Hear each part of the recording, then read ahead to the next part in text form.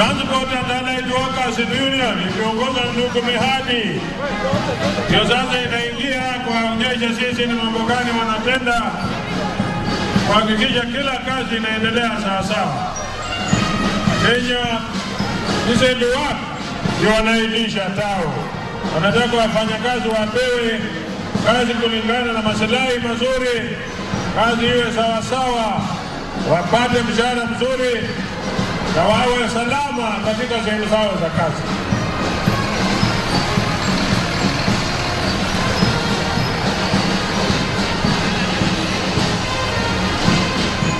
Hizi coach pamoja na wale wako chini ya tao Transport and Allied Workers,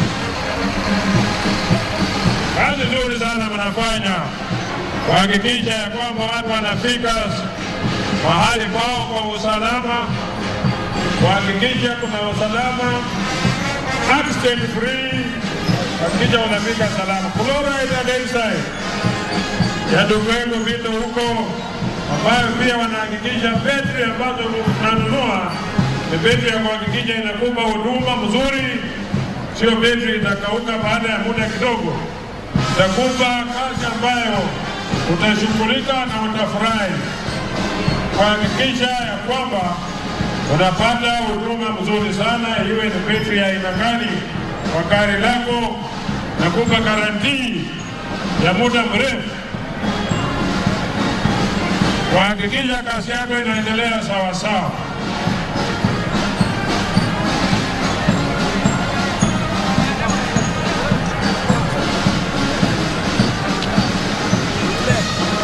Haya, Amalgamated Union Oso Mamo ambaye anaongoza union hiyo, mama mzuri sana.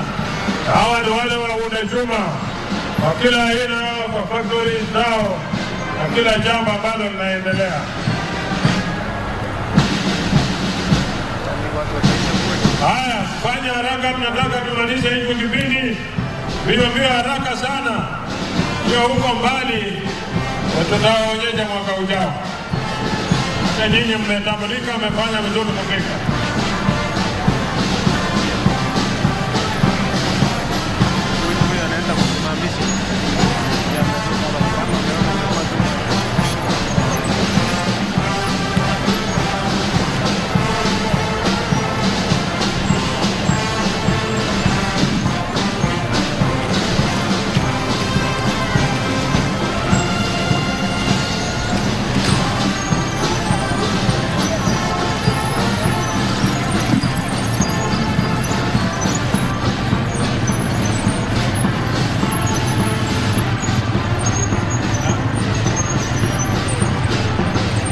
Union ambayo inaongozwa na Deputy General Secretary ndugu Francis ndugu Okwaro Benson.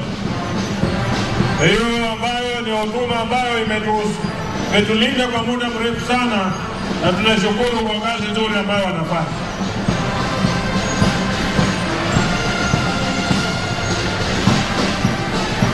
Haya basi, tunaenda kumalizia kwa maonyesho ya viwanda na vikundi mbalimbali, wafanyikazi mbalimbali, ili tuende kwa orodha nyingine katika ratiba yetu.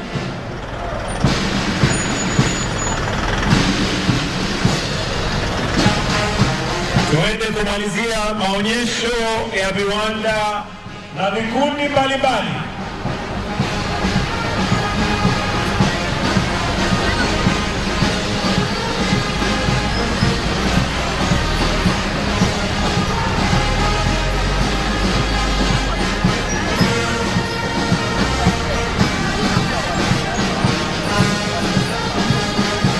Karibia sasa ni the Kenya Petroleum Workers Union. They serve workers' rights.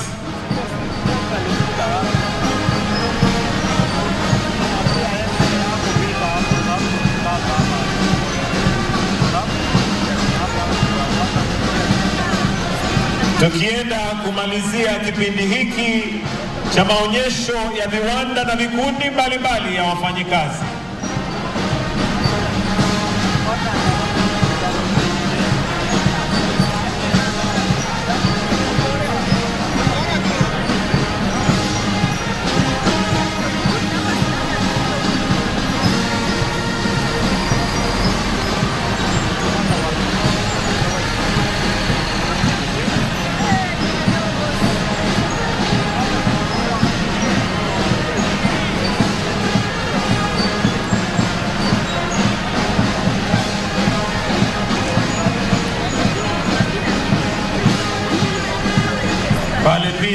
tunaona tile and carpets ambao wanafanya vitu mbalimbali vya ujenzi, wakifuatwa na Nairobi City Water and Sewerage Company Limited. Tukienda kumalizia maonyesho ya viwanda na wafanyikazi na vikundi mbalimbali, ili tuende katika mwelekeo mwingine katika ratiba yetu ya leo. Tukimalizia pale na Nairobi County,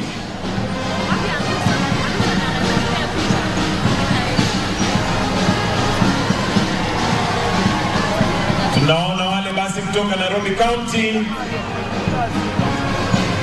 wakimalizia, na nikiomba mwenye shahiri Rafael Juma ujitayarishe, kwa sababu tukimaliza tunaenda kwako. Kwa hivyo wale ambao wanahusika na shahiri tujitayarishe, tunaenda kumalizia maonyesho ya viwanda na vikundi na wafanyikazi mbalimbali.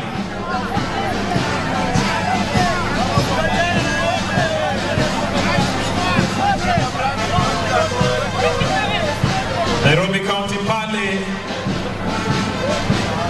wakiwa na Mbwekse, ndio hiyo.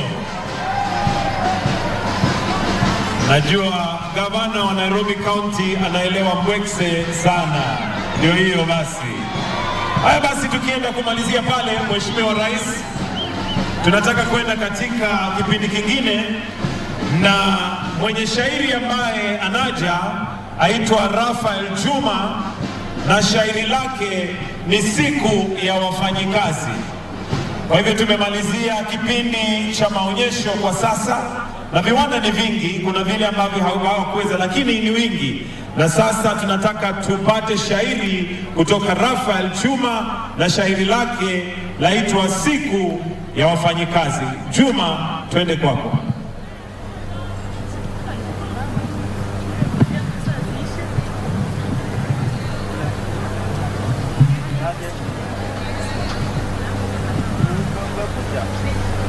Naingia ukumbini ni wape maadilifu na waamu ya asili. Hamjambo wana Kenya, wafanyikazi kamili, sote kweli tawasifu. Heko kwa wafanyikazi, kujikaza kazukazu. Hongera viongozi wetu kwa kazi mnayofanya, kwa kweli mmejipanga kujenga taifa letu. Mazito mmeyakabili, juhudi kujitolea, usingizi upotea, kweli mwakaza mwendo. Wapenzi mliofika ustani na uhuru, umoja ni nguvu, utengano ni udhaifu. Mpende jirani yako, tuishi kwa utulivu, tujenge umoja wetu, tusaidie viongozi wetu.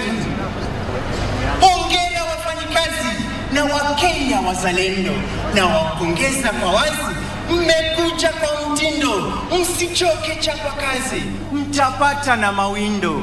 Mungu wetu awabariki hadi mwisho wa dahari. Asanteni. Tumpongeze kwa makofi Rafael. Asanteni. Tumpongeze kwa makofi Rafael Juma pale. Na sasa ningependa niwakaribishe wasanii wa vitimbi wakituonyesha maonyesho ya wafanyikazi. Tuwapongeze kwa makofi tafadhali. Bahali yake. Hayata mom. Sasa bahali yake. Yes mom. Mimi naenda kiwanjani. Aya. Unajua leo ni siku ya wafanyikazi. Exactly. Dunia nzima. Na wewe na kuacha hapa kwa ofisi. Mimi ndo boss. Nyamaza. Mimi nataka usimamie kila kitu. Usimamie wafanyikazi na kila kitu. Okay. Manake kule kiwanjani wajua kuna president wetu Ruto. Na kuna Rigiji. Okay. Na Sakaja. Yes. Na wengine wengi. Wasalimie sana. Unajua Francis Atwoli? Anamjua. Uko pia. Sasa wewe endelea na mimi nikitoka ndani darudi. Sawa sawa. Wewe ndio boss. Sasa wacha nikuwe boss. Unajua boss lazima aonyeshe yeye ni boss. I am the boss. Mise. Hata unanitia nini? Nilikuwa nakuja kuchukua zile barua ushatia saini. Kalia huyu. Hata kutembea inakushinda wewe. Unatembea kama ngamia yangu ile alivunjika, unatembea aje? Mimi natembea kuita saa 2 asubuhi unanikujia saa hii. Bahati yake madharau. Kuachiwa ofisi dakika 5 inakuwa mimi sasa natembea kama ngamia. Hiyo mimi natembea kama ngamia. Hiyo opportunity lazima nitumie. Haya, tumia vile unaweza. Kwanza wewe umeseka sana unachua. Warika yako wameretaya wako nyumbani, hata wengine wamekufa. Wewe unafanya nini hapa? Bahali yake. Mimi si unajua na retire mwaka ujao. Hata ifa. Sasa ukishaniambia wengine wamekufa, yani waniombea mimi nife, utakufa wewe. Hata kwanza mwaka ujao iko mbali, si kuwa kesho. Umetuchokesha. Ngoja. Chukua hii, iko na maziwa ya ngamia ndani. Nitengeneze chai tekni. Ile nikikunywa, nikiita inaitika. Sitengenezi chai na ngoje ya mwenye kazi aje. Toka sitaki kukuona next time kwa hiyo ofisi. Get out. Nikikuja, nikigeuka nikubate hapo, you will know yourself. Okay. Wewe ndio Korea. Ndio Korea ndo unasema nini? Habari yako? Unakuja saa ngapi? Unafikiri hapa ni kwako? What is the time now? Wazana na mambo ya time umekuta hapo. Kwani wewe enyewe hata nabii alisema wako na maso lakini hawaoni. Hauoni nimetoka hospitali kuongeza maji? Maji? Kwa nini ujisumbue na ongeza pekee kwa kikombe ukuje kama unakunywa? Ndio Korea. Umepatiwa ofisi dakika 2 na sasa umeanza kutugaragaza. Wewe sikiza. Umetuchokesha hapo, wewe hata uchandikwa na kitu. Afaka leo una gas smart. Waanza kuniangalia. Sasa nikwambie, hiyo dongi yote unaona mimi ni bibi wa wenyewe. Is that okay? Bibi ya wenyewe. Sasa hii ni mguu ama mkono? Unatembea na mguu ama na mkono hii? Ni saiba. Kwanza nikwambie, in fact wewe hata hauna nyota. Nyota iko huko juu, mimi na nyota tunapelekana wapi? Nabii wetu alisema watu wako na mandevu kama wewe hawawezi ona ufalme wa mbinguni. Kwa hivyo nianze mimi nifanye kazi vile inafaa. Waanza kunifikiria. Na by the way, Uncle Franco anajua unanifikiria hivi kazini. Wewe wachana na Franco. Sikiza, si baadaye tuende kwa Faisal tukule kidogo baadaye alafu tutakupeleka bahari. Wewe, nimekwambia mimi ni bibi wa wenyewe. Asana na mimi. Toka hapa basi, toka una faida.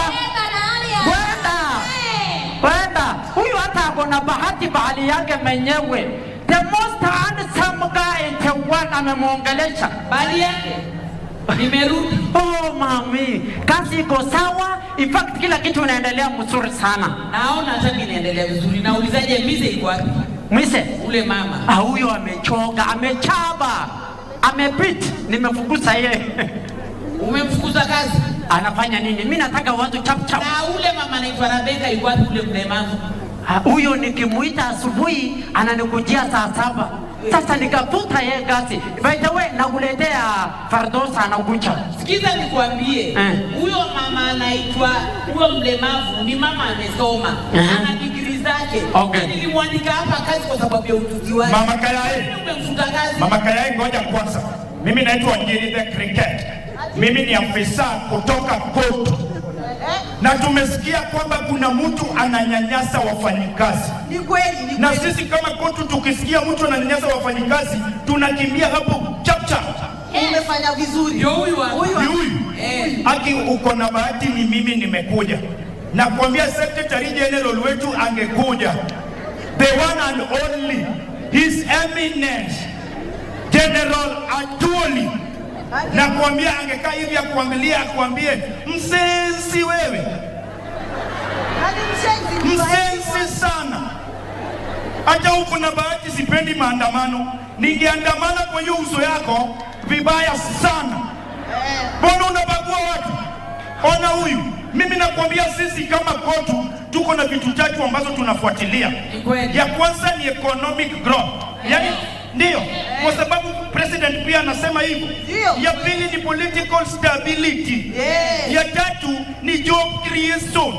Alafu wewe badala ya kucreate unaharibu. Huyu ni wa kwangu. Nene. Huyu ni kusukuma kasi. Sikia nikwambie. Yes. umefanya vizuri sana kuja hapa. Yeah. Na mimi nimefurahi manake pia wafanyakazi wangu wote wako kwa kotu. Yes. Sasa mimi ndio mwenye kampuni. Yes. Na mimi ndio nachukua sheria ya huyu. Si ulifuta wenzako kazi? Walikuwa weak. Oh, na mimi nimekufuta kazi kutoka dakika hii. Correct. Niko na watoto 24, bibi ni watatu, please. Shauri yako ukifuta wenzako. Toka. Toka. Please msinifukuze. Toka. Please mami. Mami please. Nisaidieni wai. Gazi yangu wai. Haya basi tuwapigie makofi wasanii wa vitimbi pale wakituelezea kazi ambayo inafanywa na KOTU, ambayo ni kazi muhimu sana.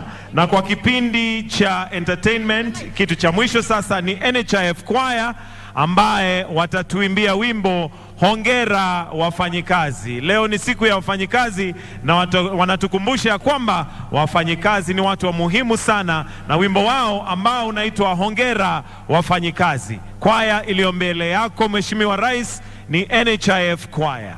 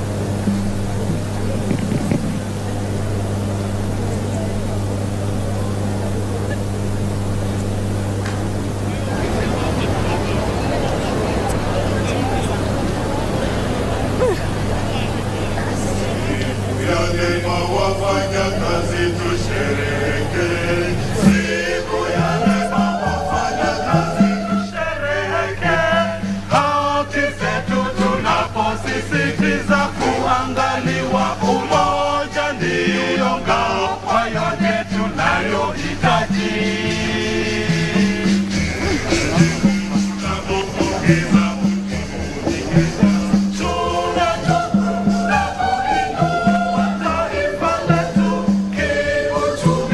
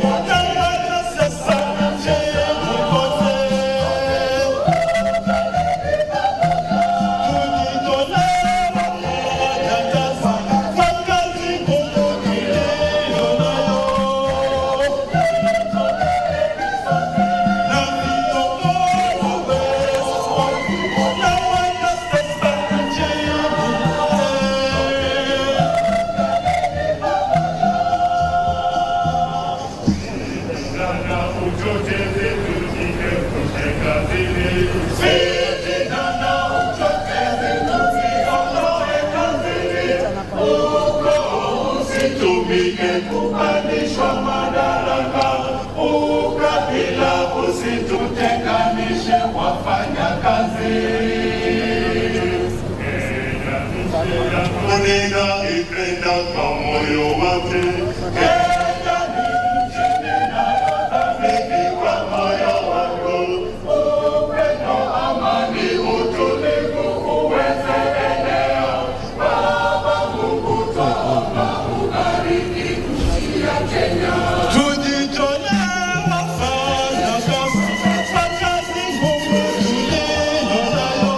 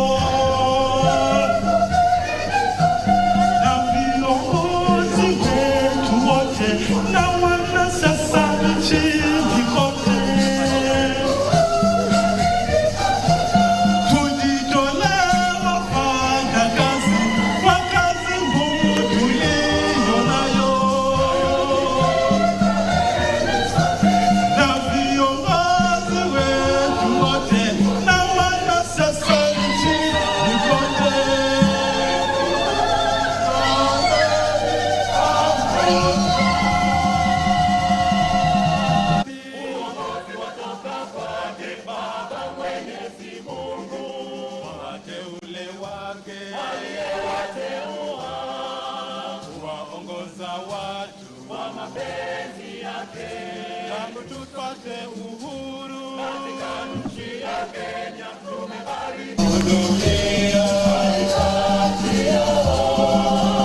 kushughulikia maslahi yao.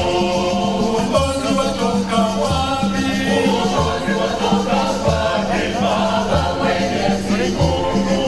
Wateule wake aliyewateua kuwaongoza watu kwa mapenzi yake. Tangu tupate uhuru katika nchi ya Kenya tumebarikiwa sana. Kupata viongozi watoa shukrani kwa Mwenyezi Mungu. Nasi wananchi Kenya tunakulinda nchi yetu na kumsaidia kiongozi wetu katika kazi yake ya kujenga nchi. Nasi wananchi Kenya tunalo jukumu la kulinda nchi yetu, kumsaidia kiongozi wetu katika kazi yake ya kujenga nchi. Kenya ni sote tunajivunia. Kenya ni sote tunajivunia. Kenya ni sote tunajivunia. Kenya ni sote tunajivunia. Kenya ni nchi nzuri sana, lazima tuilinde. Kenya ni sote tunajivunia. Usikubali wachochezi waiharibu Kenya. Kenya ni sote tunajivunia. Wananchi wetu wa Kenya tuheshimu mamlaka, kwa sababu uwezo wote watoka kwa Mungu juu. Kenya ni sote tunajivunia.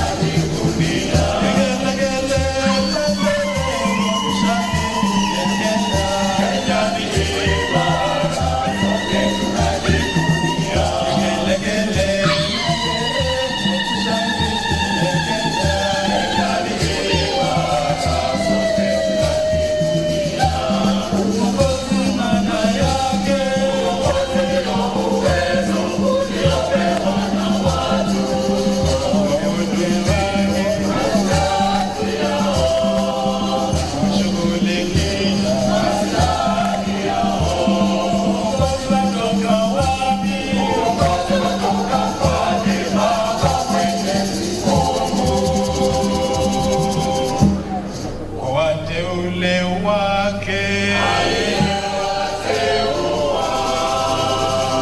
waongoza watu.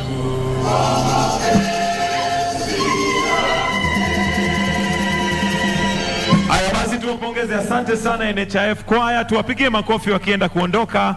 Asanteni sana sana sana. Sasa, Your Excellency, with your permission, I would like to now call upon the Deputy Secretary General, Organization of Trade Unions, Brother Benson Okwaro, to make his welcoming remarks. Benson Okwaro, karibu.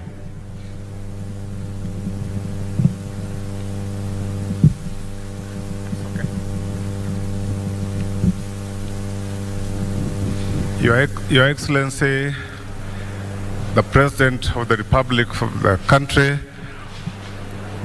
Daktari William Samoei Ruto, Your Excellency, the Deputy President of this country, Mheshimiwa Rigathi Gachagua, wageni wote ambao wamekaribishwa, Bwana Governor wa Nairobi ndugu Sakaja, Cabinet Secretaries wote ambao wamekuja kwa sherehe zetu za leo, Principal Secretaries wote, members wote sa diplomatic corps, na wageni wote ambao tumekaribisha, tunarudisha asante sana kwa kuja kwenu. Pole nimesahau Mheshimiwa ndugu Wycliffe Mudavadi, karibu sana kwa na sisi. Tumeona Cabinet Secretaries wote, tunaona Mheshimiwa Duale, tunaona Mheshimiwa ndugu Mutua, na wote ambao labda sijawaona. Nachukua nafasi kukaribisha nyinyi pia na wajumbe ambao wanawakilisha sehemu zingine katika nchi hii. Wandugu zetu wote, board members wa KOTU ambao wako na sisi hapa, wageni wote walioalikwa, mmekuja kwa wengi na nimewakaribisha nyinyi. Mimi sitakuwa na hotuba ya kusema kwa siku ya leo kwa ajili nafasi hapana iko mzuri, na naona hali ya anga pia sio mzuri, so nitataka kuchukua hii nafasi tukaribisha governor wetu wa Nairobi ndugu Sakaja ili aje azungumuze, na baadaye aite Sister Jacqueline Mugo ambao tunafanya kazi karibu na yeye sana, na amekuja hapa ili atubie wafanyakazi wa katika nchi. Karibu Bwana Sakaja.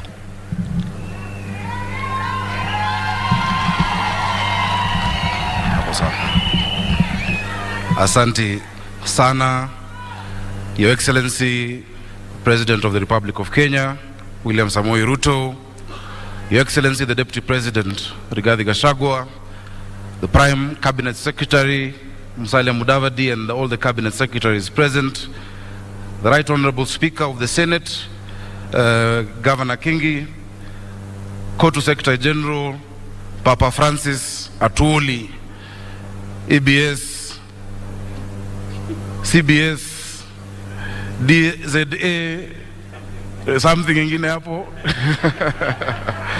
wabunge ambao wako hapa, Deputy Governor wa Nairobi Njoroge Mushiri, kwa sababu my Deputy Governor is here, asalimiane tu alafu nizungumze haraka haraka. Njoroge Mushiri, karibu. Your Excellency, the President of the Republic of Kenya, William Samoei Ruto, Your Excellency, the Deputy President, Rigathi Gachagua, the Prime Cabinet Secretary, Musalia Mudavadi, the workers' leadership, and all invited guests. Your Excellency, mine will be very short, and is to appreciate you for finding time to come and be with us as we celebrate this Labor Day. The workers' movement is an important movement, and is a movement that helps us in the production and the transformation of our country. So as you lead us in the bottom-up economic transformation model, this is a key plank in what we wish to deliver. We are happy that you associate with us. I'd also like to appreciate the workers, all the workers, and in particular the workers of Nairobi City County, because They work under very difficult conditions, and every day they do their best to deliver for us in the city, the capital city, and for that we thank you. Asanteni sana. Thank you. Asante sana, DG. Your Excellency, it's a distinct pleasure and honor, both as the Governor of Nairobi and also as the Chair of the Committee of Labor in the Council of Governors, to welcome you to your first Labor Day celebrations as the President of the Republic of Kenya. Karibu sana, Your Excellency. Your Excellency, ni siku muhimu sana. This is a historic day. Many don't know when Labor Day started. It started in 1886 when we had agitation for the 8-hour workday in Chicago as well as Australia, and created a worldwide movement of laborers. And it's a day that we hold to remember the sacrifices of our workers, the sacrifices that they make every day. I want to particularly honor the sacrifices made by the workers of Nairobi County Government, who toil every day to make sure we have a city of honor, a city of order, a city of dignity, kila siku. And Your Excellency, I'm glad to report that we have honored their work by making sure that they are paid on time, that they get their allowances on time. In the last 8 months, Your Excellency, Nairobi County, every 27th of the month, simu inalia, watu wamepata pesa yao, and I want to thank you because that part of that is because of your support. But beyond that, it is because they as workers have been able to increase our collections. I am happy to report that this year, if you compare January to March 2023, compared to January to March 2022, we have exceeded revenue collection by 673 million shillings, courtesy of the workers of Nairobi. And in the month of April alone, we've collected 800 million, the highest April ever since devolution started. That is courtesy of the workers of Nairobi. Tuwapigie makofi. Your Excellency, yesterday we missed you. Traditionally, every last Sunday of April, there is a service that is held at St. Stephen's, SEK, to pray for the workers. That service is held in a very historic church. And yesterday I took the members through a bit of that history. That church started in what today is Parliament buildings, where the National Assembly sits. But because the colonial government then wanted to build Parliament, the church was moved to Eastlands and became a cathedral that only the Africans could use because there was real apartheid and segregation. And that was in 1902 when they were moved. But that church, together with the labor movement, have been an integral part of the journey of independence in Kenya, because in the 50s, when the colonialists segregated and divided Kenyans along tribal lines, when the Kikuyus and people from Mount Kenya were moved out of Kaloleni and Makongeni into Bahati, Tom Mboya, a young man in his 20s, a Kanjo worker, decided to agitate. The colonialists murdered Mbotela, a councillor called Tom Mbotela, in what is now Bama Market, 24th of November 1952, just after the state of emergency, to try and bring tribal tensions. It didn't work. The next year, they murdered Ofafa, which is where we get the estate Ofafa Jericho. Because when they murdered him, they came 2 hours later, they burnt down Bama Market. The people stayed calm. The next year, they murdered Ofafa at the same place. The people stayed calm. Because they were trying to create a tribal rift by saying these people, Luo councillors, Mbotela and Ofafa, were murdered by Mau Mau. Two men, Jaramogi Oginga Odinga and Tom Mboya, went round Kaloleni Social Hall, Mudhurwa Social Hall, in Makongeni, telling the people from the community to calm down and not to protest and not to cause chaos. Today, Your Excellency,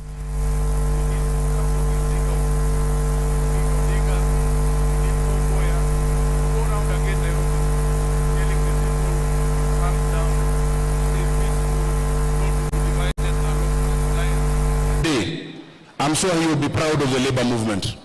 He will be proud of Francis Atwoli because of the work you have done. And I want to thank you, my own dad, for what you have been to us. Hata kama last year ulikuwa umeenda njia nyingine tofauti na sisi, najua uliambia wafanyikazi wanipigie kura. Na nashukuru wafanyikazi kwa sababu mlinipigia kura, but sasa muona Papa Francis Atwoli amerudi, ako kwa line na ana support rais wetu William Samoei Ruto. Thank you very much. Quickly, I know many people who've come here today have experienced the challenge of drainage that we're facing in Nairobi today. A lot of our roads are flooded, a lot of our highways are flooded because of a number of things. Number one, a lot of illegal dumping has been going on in the city. Number two, Your Excellency, I know some of the works are going on. We have started with Kenha and Kura. We've gotten a contractor on Uhuru Highway and Wayaki Way to finish the work, because when they did the expressway, ni kama walifikiria watu wa juu peke yao, watu wa chini wakasaulika. So our teams are going down the county, sorting out that challenge of drainage, but we have agreed with the Director General of NEMA. Nairobi is the environment capital of the world. We host UNEP. Paper bags that are plastic and bottles had been banned, but they have come back. In a week, we are going to go into another operation to make sure that plastic paper bags that have been banned, because they are the ones clogging our drainage, are no longer in our markets, are no longer in our supermarkets, because we must keep our city clean. I want to thank you because we've been able now, and towards the end of this week, tunaandika vijana 3,500 ambao watakuja kusaidia kufagia Nairobi na kusafisha. Wale wafanyikazi ambao walikuwa wanafanya hiyo kazi tukiwa watoto ndio bado wanafanya leo. Wamekuwa wachache na wamezeeka. So wiki hii ikienda kuisha, vijana 3,500 na kina mama wataandikwa kazi Nairobi hii, watusaidie na kazi hiyo. Jambo lingine, kwa sababu leo ni siku ya wafanyikazi, na nakushukuru kwa sababu najua kwa taifa lote unafanya. Nairobi tayari tuko na community health promoters ama CHVs 7,460. Your Excellency, kila mwezi tarehe 27 M-Pesa inatingika, wanapata pesa yao bila kuchelewa, na nimeshukuru kwa sababu umesema as a national government unatuongezea 2,000, so Nairobi watakuwa wanapata 5,500, tunawalipia NHIF 5,000, tulisema pesa mfukoni. Asante sana. Your Excellency, nikienda kumalizia, nafikiri ni muhimu kusema ya kwamba every Labor Day there is a pronouncement on minimum wage. Sometimes it increases, sometimes it stays stagnant. Whenever you make that announcement, the public sector is always very quick to comply, the public sector. But the private sector, tuko na shida. Sekta moja ambayo najua ni sekta ya private security workers. Maaskari wetu ambao wanalala usiku, wanalala mchana ndio usiku wawe kazini, na mara nyingi hata mchana hawalali kwa sababu wanashikilia kazi mbili, wanalipo 4,000, wanalipo 5,000, yet to pronounce minimum wage above 13,000 shillings. Many of these private companies zina charge wenye manyumba 30,000 shillings kwa askari moja, 50,000 shillings kwa askari moja, alafu unalipa mtu 6,000. Kwa uchumi hii, Your Excellency, ni jambo la kusikitisha sana. Tusaidie kwa private security workers. Najua Isaac Kandabu wako hapa mahali, ndio yule kukaa wangu ambaye ndio Secretary General. Bado utawatetea, na naomba Your Excellency uwakaribishe siku moja waje State House.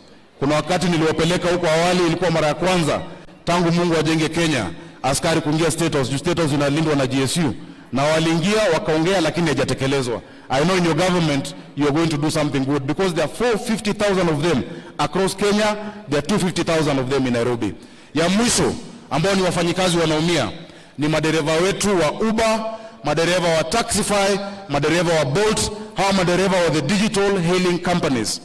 These companies, because of competition, na tumefanya regulations tayari ambazo ziko kwa Waziri Murkomen, they race to the bottom.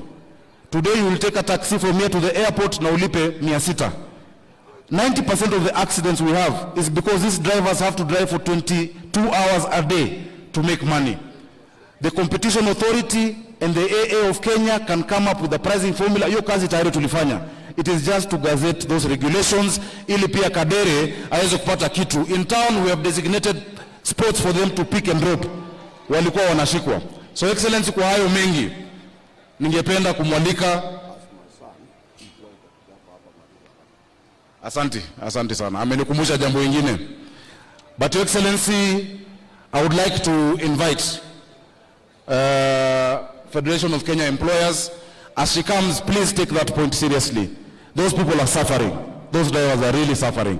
We thank you for your support, and allow me to introduce now Jacqueline Mugo, FKE Chair. I forgot to mention the area MP, Jalango, is here. Please, Mama, wave to Undo MP wa hapa Lang'ata. Thank you. No.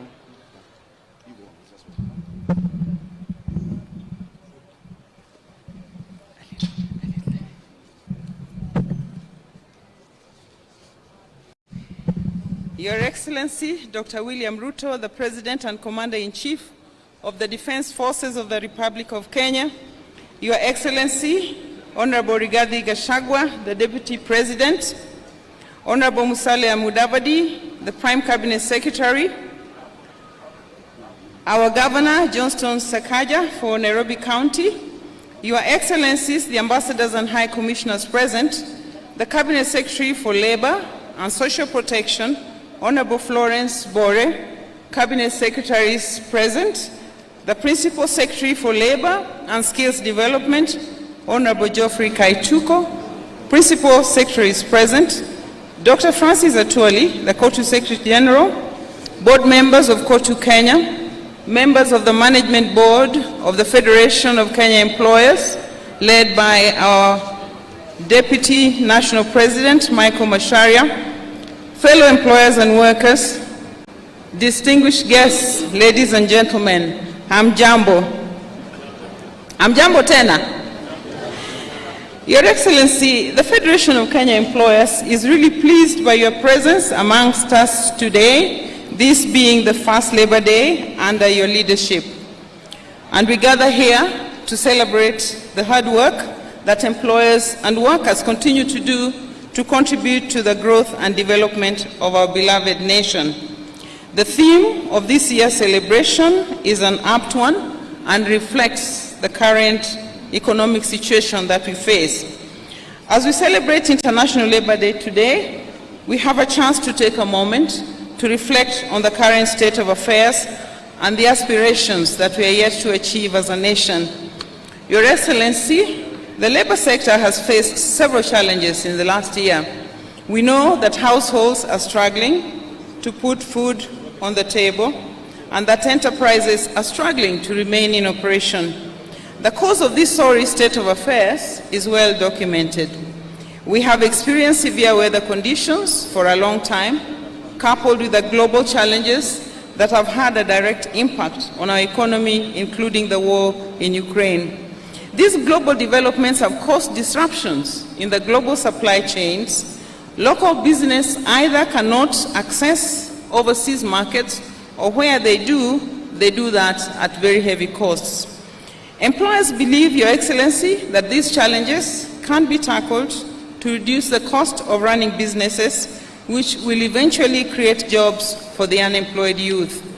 Because I've been asked to be brief, I just want to highlight 3 priority issues that employers plead with your government to address. One is job creation and productivity. Kenya continues to witness a shrink in the formal wage employment opportunities, as only 333,502 jobs were created in Q4 of last year.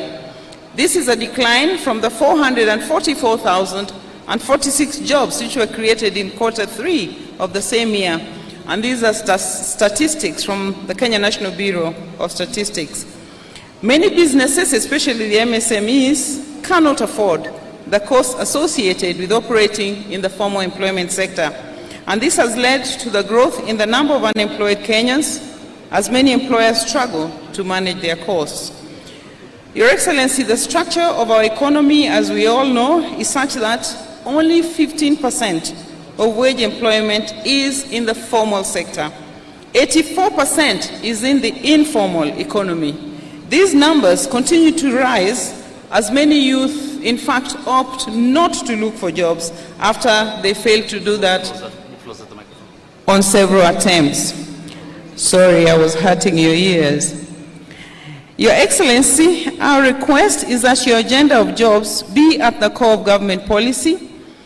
We believe that any policy that is detrimental to both jobs in the short term and in the long term, no matter how well intentioned, should be avoided.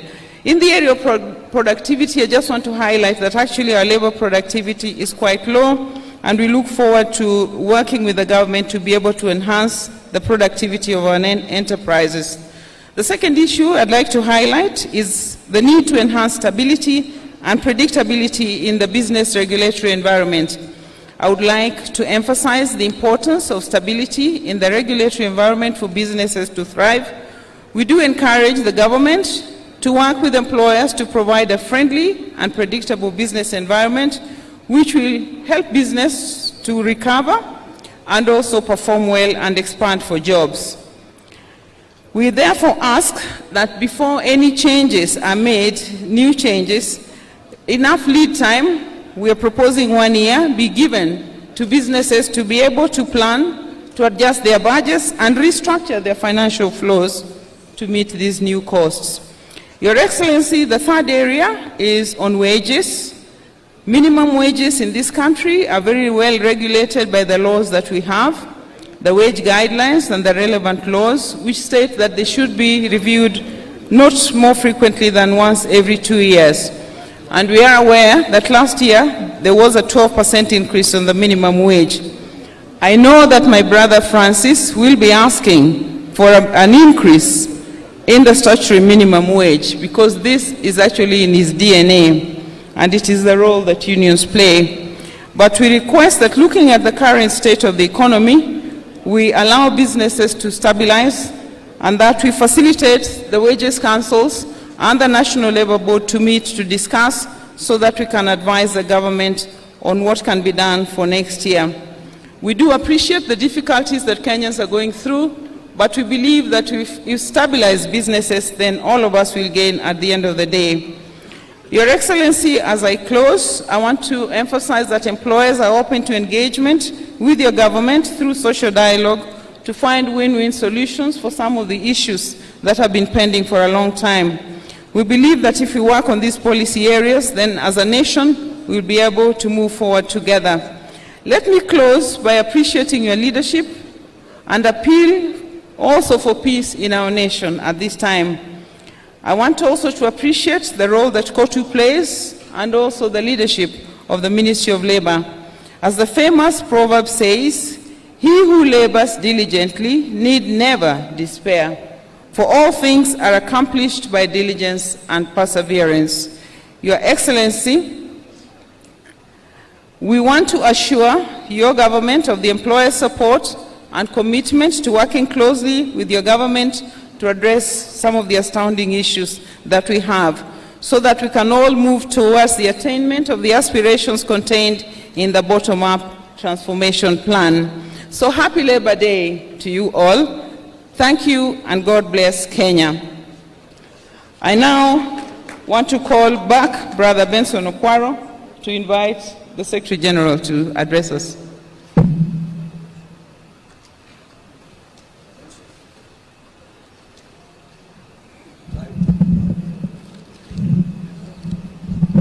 Thank you so much, Your Excellency. Now I have this opportunity to invite Dr. Francis Atwoli, who is the Secretary General of the Kenyan Workers, so that he could deliver his remarks and pass the greetings for Kenyan workers. Welcome, Dr.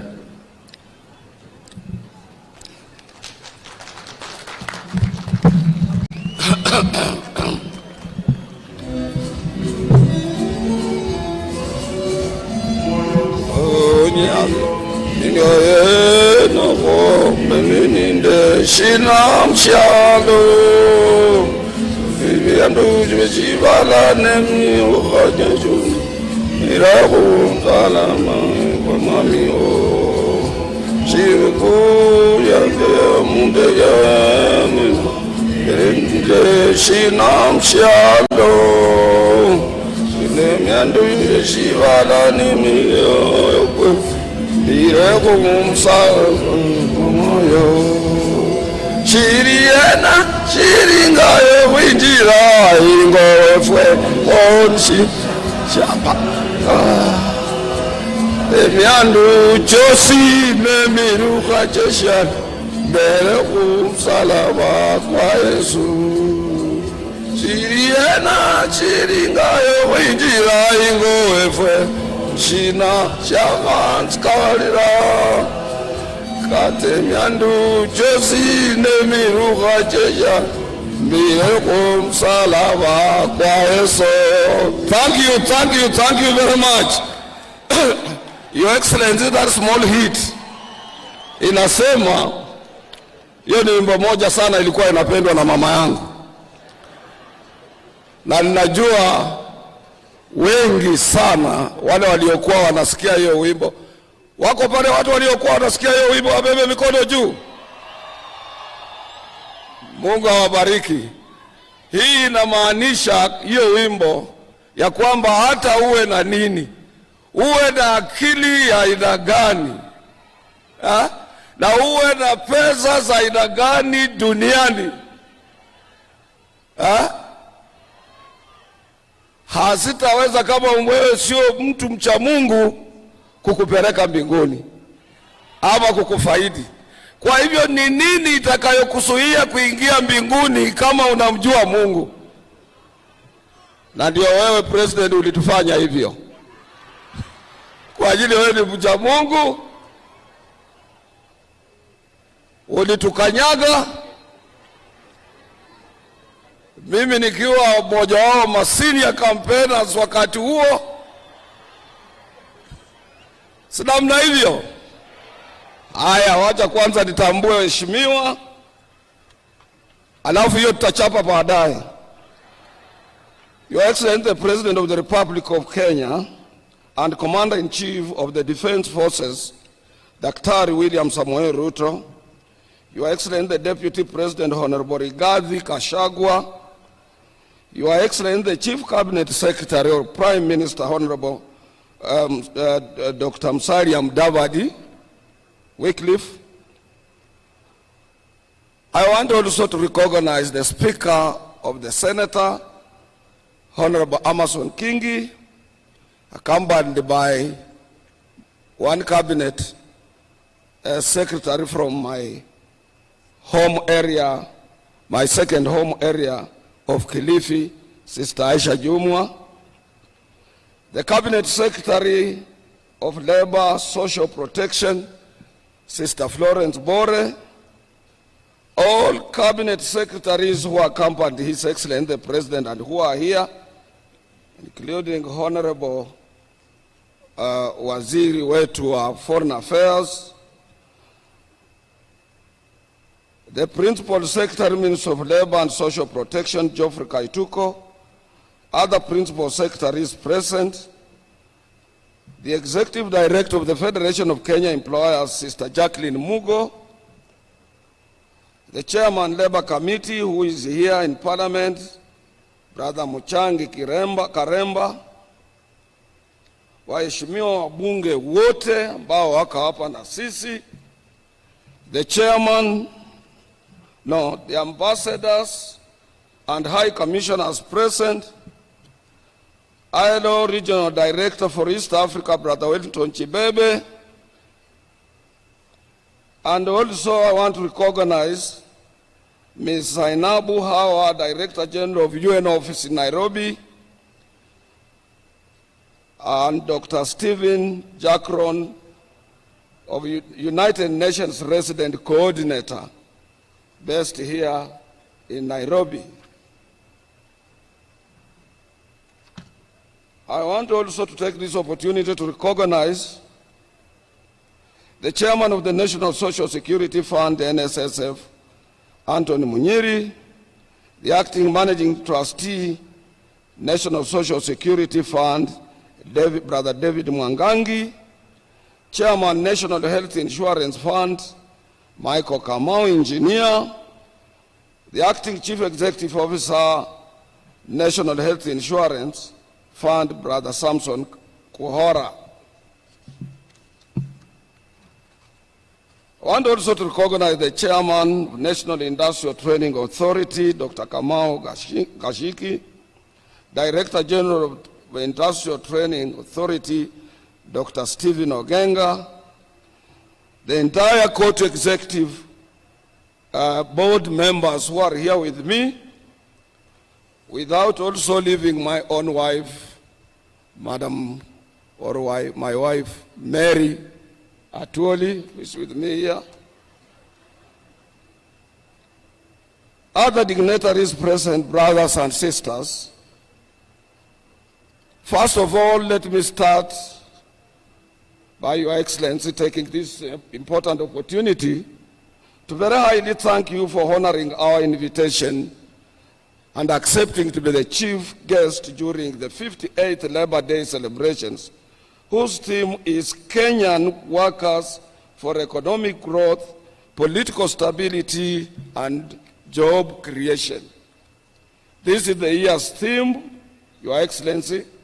It reminds us that without political stability in our country, we cannot be able to grow our economy and hence create employment for our young men and women. Your Excellency, this is a very special Labor Day for you, considering it is first Labor Day celebration with you as our President. We at Kotu Kenya, Your Excellency, we remain greatly indebted to you for being receptive and honoring us, bearing in mind that we had opposition during your election, but nevertheless, here you are with us. We therefore accept and remind ourselves that we do indeed owe you more than what you owe to us. We also want to take this opportunity to highly thank you for having given us the first opportunity to meet all labor leaders while you are still reorganizing your office, and that was not, we can't take it as workers just for granted, that because you love workers, you accepted our delegation to be with you on 14th of February 2023 at State House, Nairobi. And you moved with speed to adopt and implement some of our proposals, including proposing ratification of the ILO Convention 190 on harassment and violence at work. We are very grateful for that, Your Excellency. A little bit of our history, and I want also to echo the sentiments that were expressed by our Governor Johnston Sakaja. Our governor did narrate a very long history of Eastlands, including Mbotela, where I grew up, and Eastlands being part of the Nairobi and place where workers reside in this republic of ours. Labor Day has a unique history dating back from 1st May in 1986.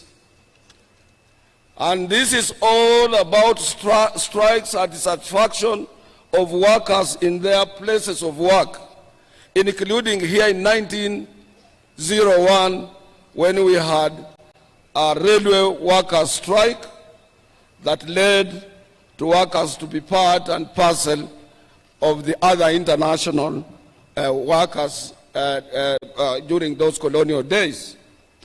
And we want also to take this opportunity to thank our founding father, Mzee Jomo Kenyatta, who declared this day, Labor Day, in 1963, immediately after our independence, to be part, Kenya to be part and parcel of the international community in recognizing and also celebrating this wonderful day.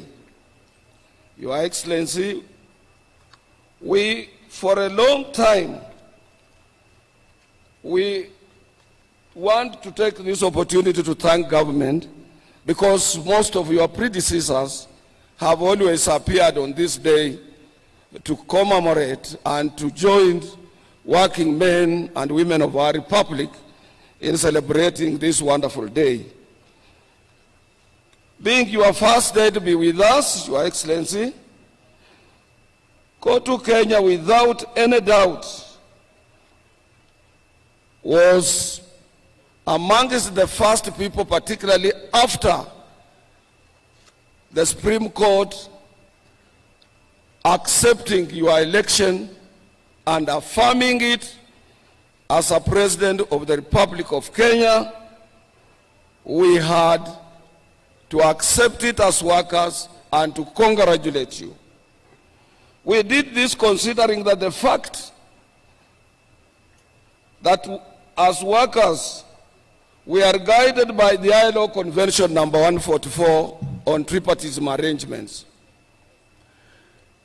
This requires us to consult your government on a daily basis, and also all delegations of workers, be it in Addis Ababa during the African Union Labour and Social Affairs Committee or Commission during those days. This delegation is led by no other person but by your Minister for Labour, is the one who leads such a delegation. Our delegation to Geneva, which is annual, to attend the International Labour Conference, is always led by the Minister for Labour representing Kenya government. We as workers and employers, we just automatically become part of government's delegation outside our boundaries. So as workers, if you would have said we are not recognizing you, then you would have equally said you are not also recognizing us. And that would have created a big rift under tripartite arrangements as it is known locally and internationally. We thank you and we echo your quick response in bringing us closer to your government. This is because when we attained independence in 1963, Mzee Jomo Kenyatta was equally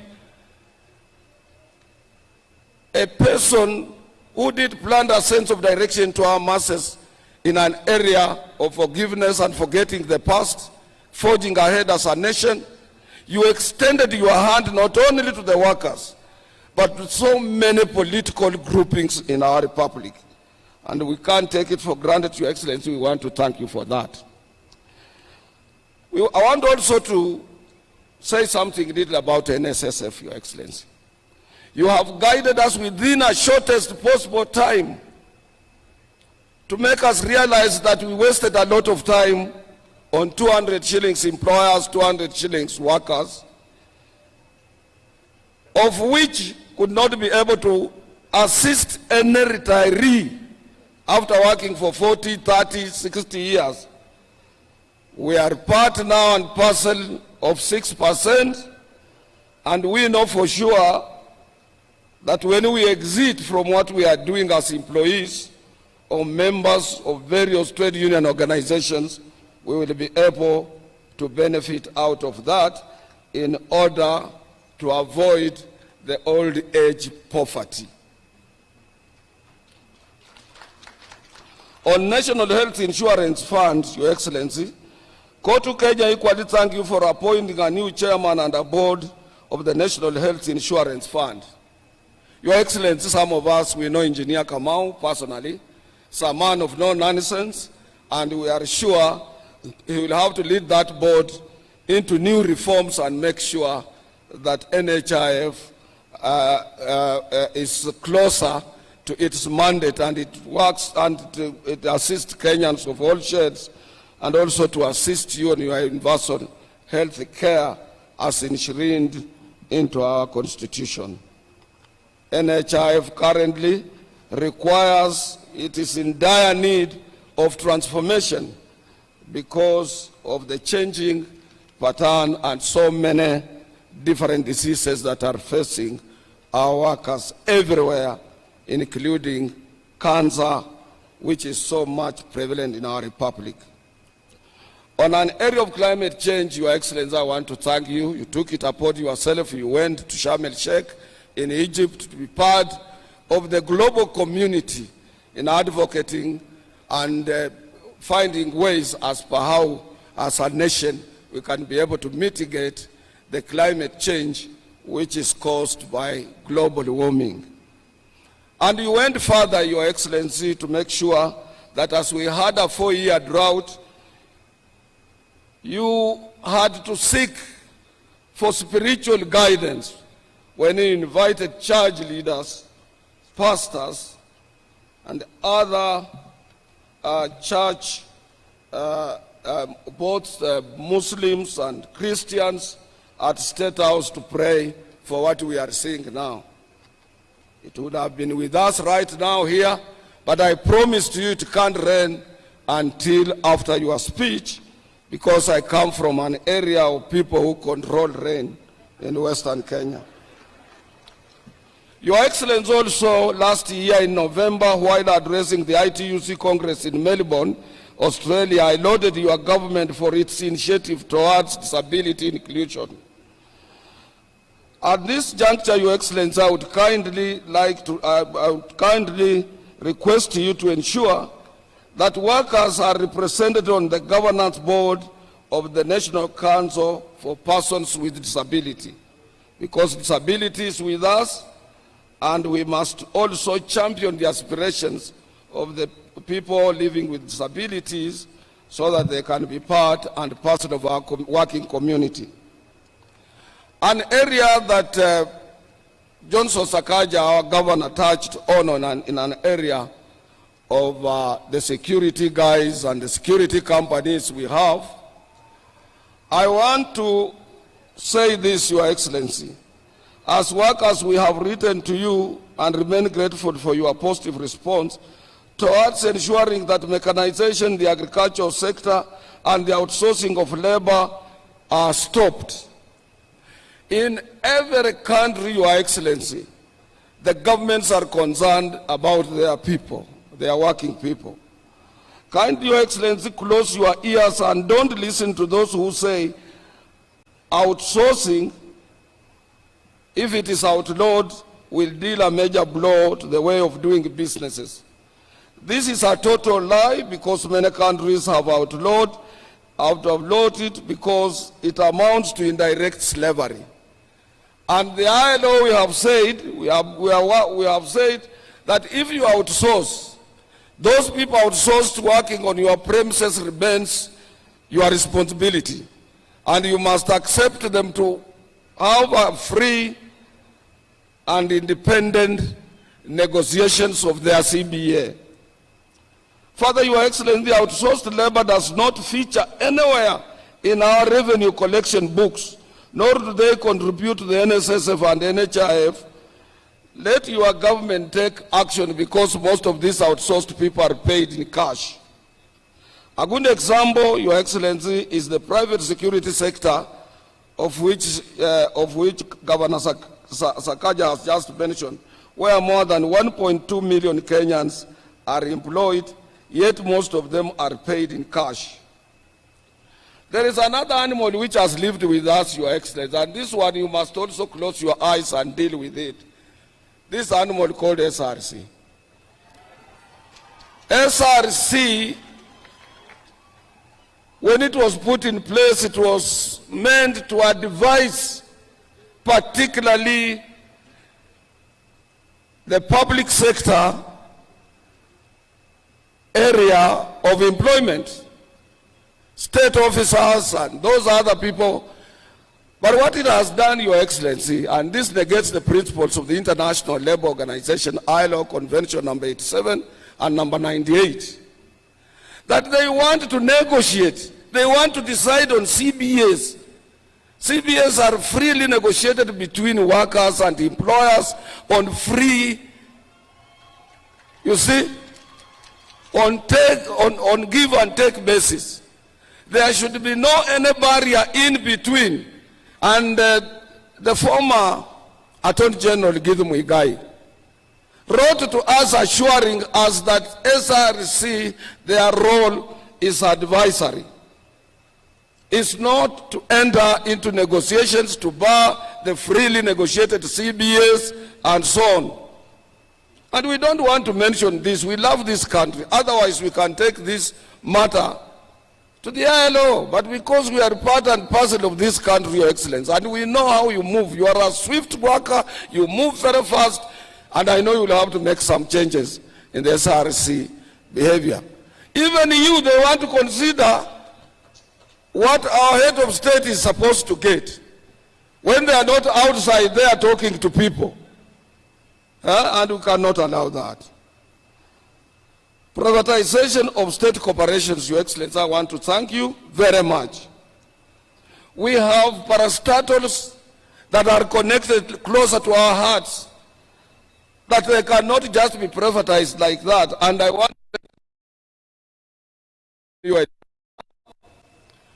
you barred privatization of our sugar industries in this country. That is good. We have industries that are performing, Kenya Ports Authority, Kenya Airways, and so many others that we are proud of, Your Excellency, including KBC, Kenya Pipeline Reinsurance Corporation, and so many others that are performing well, which they just require stiff and modern applications of management to make themselves sustainable other than privatizing. And you have a lot of people who can help you to do this job. Your Excellency, the last thing I want to talk about is that this country doesn't have an organized public transport. I would like to thank the government of Kenya for making a strategic policy decision to invest in transformative green mobility in Nairobi. This came following your recent visit to the European Commission that saw the European Union and your government sign a declaration of intention to finance an electric bus line in Nairobi, BRT3. This one we support it because workers are being maimed, harassed when they are seeking transport to their places of work in matatus. And matatus must be regulated, Your Excellency. This city must remain an international city, and this city must, it is the gateway to the Republic of Kenya. Yesterday when we were in the church, I was reminding the governor of Nairobi that he must make sure he's doing very well in revenue collection, he's paying our members, even doctors he has promised to promote them, but equally we want a clean city. We need to regulate our hawkers. We can organize a market somewhere 100 kilometers, 60 or 30 kilometers outside Nairobi, and we put there an electric train to be transporting people to go to where hawkers are instead of them being everywhere in town. So the public transport is a very important thing, Your Excellency, and we want to support you on that, in that particular area. Lastly, before I sit down, Your Excellency, I would like to call upon your government to ensure about political stability in the country so that we salvage our economy from any reunions and equally attract foreign direct and indirect investments that will see the formalization of jobs. In Kenya, out of 17 million workers employed, more than 10 million workers are in informal sector. And these workers in informal sector, if they don't access their places of work, they don't have any pay at all. And they are part of us. In 2018, 2008, 2009, when we had global economic crisis, Africa was not hit so hard because of huge investment in our informal sector. And we must protect them. To protect them, Your Excellency, go beyond where you are. Make sure you reach out to any of your political enemy to make sure that this country remains stable, Nairobi remains stable. We avoid this issue of maandamano. I'm not competent to advise you. I'm not competent to advise Raila Amolo Odinga, who is my brother-in-law. He started politics at the age of 14. Whom am I to advise him? Your Excellency, when you were fighting to become the 5th president of this republic, we in Azimio, we were calling Raila the 5th. Little did we know what sort of guns you had. Nyinyi mnajua vizuri, si namna hivyo? Si mnajua mimi nilikuwa mtu wa Azimio. Na nataka kuambia ukweli, na nikisema ukweli watu wanasema huyu Atuoli anasema nini. Mimi haja yangu kubwa ni nchi hii. Saa hii ukienda Sudan, Khartoum, unapita kwa miwili ya watu wamekufa. Na hatutaki hiyo hapa. Mimi niko na ofisi Sudan. I'm the president of the largest trade union, trade federation of East Africa. Na ukienda huko watu wao kwa shida, hatutaki shida kama hiyo katika nchi hii. Sisi katika Azimio tulikuwa na president, tulikuwa na mawaziri wa internal kama wakina Matiang'i, kifua kubwa, nguvu kubwa, tulikuwa na pesa, tulikuwa na kila kitu. Kwanza tukakuweka nje, tukakulima kabisa. Pale ulitokea ukapita kwa sisi kama watu wamesimama, ama kama lile shamba kwa wale wanaotoka Kitale ama huko Western kubako kuna mashamba ya mahindi. Mahindi ikisha tolewa, ama huko Rift Valley, mahindi ikisha tolewa kwa shamba, wachawi huko Western wanakimbia kama kitu kingine. Unaweza shangaa huyu ni mtu alipita hapa. Wewe ulipita kwa sisi kama watu wale wamesimama. Nikajiuliza, hii television inasema ukweli ama ni uongo? Na sisi tulikuwa na AK-47, tulikuwa na pistols, tulikuwa na ile gas canisters, tulikuwa na grenade ile ya kutupa na inamaliza watu, tulikuwa na uwezo, na tulikuwa na ukapita kwa sisi na wewe ukuwa na hizo vitu. Sasa what makes us think atukienda kwa streets kwa maandamano we will change the status quo? I said yesterday there are other situations that are irreversible. Kuna mambo ingine ambayo huwezi kubadilisha, mambo ya Mungu. Ninataka kuambia nyinyi, na yakisha fanyika you accept it. Because wewe ulikula kiapo. Mtoto wa Kenyatta akakupatia ile panga mrefu ya kulinda nchi. Sasa atoka hapa na Ruto anasema sasa hii mambo ya Jubilee, labda hii election ilikuwa namna gani? Baba, angalia hapa. I said when you retire, Your Excellency, you must be a peacemaker. Huwezi kujishusha chini tena you become an activist. So mtoto wa Kenyatta anataka awe peacemaker. Na yeye alifungia watu, huwezi kuingia State House, watu yake ukuwapigia simu hawezi kuchukua. Sasa ukija shindwa, brothers and sisters, you accept it. I was with them. I know most of us, mimi Peter Kenneth, watu ambao tulikuwa huko. Maina Kamanda alituonya mapema. Vile mzee, siku moja umuite kukuja na chai. Alionya sisi akatuambia hii mtoto wa Kenyatta anapeleka jinji ndoya. Na mimi kawaida naogopa kushindwa. Nikasema hii kama tunaenda Noya sisi tutafanya nini? Nikajikonsoli mwenyewe nikasema hapana, lakini Mudavadi yuko huko. Kama kitaumana kwa ajili kwa Mudavadi sitaka appointment. Nitafika kwake usiku niseme maneno bwana. Vile unaona hivi maneno imekuja mbaya. Lakini sasa sisi kurudi nyuma kwanza kusema what is the end game of maandamano. I know for sure Raila Amolo Odinga did a lot for this country. Hakuna mtu ila ajui. He brought second liberation. He fought for the new constitution. He has done a lot of things since his youth. We recognize him as a Kenyan leader. I'm prepared. And the president is here, is prepared, pamoja na deputy wake na prime minister. Waangalie, hata kama ni ile kazi yake ilikuwa ya kuangalia mabarabara ya Afrika, ama uchairman mwingine hapa. Tumtafutie mambo ya hapa ndani.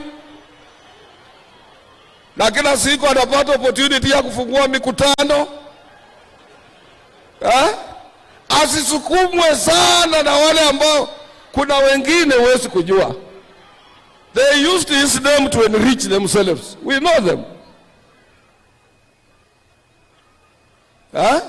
Because peace is of paramount importance to our children and our prosperity, our future generation depends on peace. Kwa hivyo we must, everybody, not only me, I'm not competent to advise, but anybody who is here and can reach out on them. We are prepared, and I know President Mutu wa kanisa, Rigathi, hata mama, the reverend, pastor. I know Musalia comes from a Christian family. I know all of you. Moses Wetangula, the same Katoliki mwenzangu. Hakuna mtu ananiambaya. They are forgiving leaders. And let's reach out to Honorable Raila Amolo Odinga. Let's reach out to President William, who is accessible. Amefungua. And mimi nilifanya kazi na mzee hayati Daniel Toroitich Moi. I had the opportunity to work with him. William Samoei Ruto is a replica of Moi on time. Time. Akikwambia saa 1:30, saa 1:30. Tumuulize atupatie saa 1:30, saa 2, saa 3. Hii maneno ya maandamano ikwi. Because confrontation between police. In Nairobi we have a very good police officer, Mr. Bungei. A very good, well-trained officer. We were Nairobi. I know him. Hatutaka awe kwa mstari ya mbele waseme yeye ndiye anatoa mabunduki kupiga watu, yeye anafanya nini. It's a clean man, I know his heart. We must reach out to leaders so that we reduce tension between police and the citizens of this country. Workers want to access their places of work peacefully. Mimi sasa ni mzee. Mimi sio kijana, hata kama mnaona Mary bibi yangu ni myangu. Mary kazi yake kwangu ni kuangalia socks nimevaa namna gani, shati yangu iko sawa sawa, saa ya kumesa dawa ikifika ni saa ngapi, ili anaweka hiyo diary. Because tukiandika mtu mwingine tuseme ni personal assistant atatuibia. Nikitaka kwenda Ulaya na niambia ndege yako ni saa fulani, geti ile unapitia ni hii tikiti iko sasa, mzee hii boarding pass umebeba ni ya mwaka jana, hii ndio ya leo. Hiyo ndio kazi ya Mary. Nataka kushukuru nyinyi na niwaambie ni lazima to support His Excellency the President for the purpose. You are at end game, hakuna njia my friend. Juzi umeappoint mkubwa wa majeshi, uliappoint Inspector General, umeappoint cabinet. Mtu kukutoa ni shida, atakutana na bunduki mbali sana. So let's not dwell on impossibilities, things that cannot happen. Let's accept as you lose, as one day for us who have lost some of our loved ones. Unaanza kufikiria kama amelala ataamuka. Hataamuka. It is better to come on terms you have lost your loved one. And then you can't get into stress and depression and hence death. Ama kubadilisha jua kutoka mashariki kuendelea magharibi. It's not easy. Let's accept. Mimi ndio nilisema miti ikatwe. Miti ilikatwa Sugoi. Mimi nilikuwa kwa ndoto zangu tu.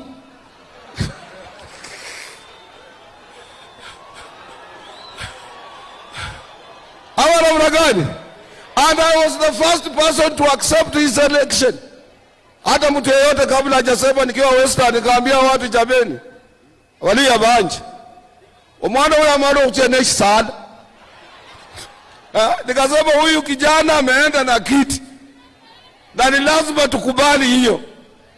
Na ni lazima mjue sasa from today, ingawa Musalia walimfanya the spokesperson of our community 2016 December 31st.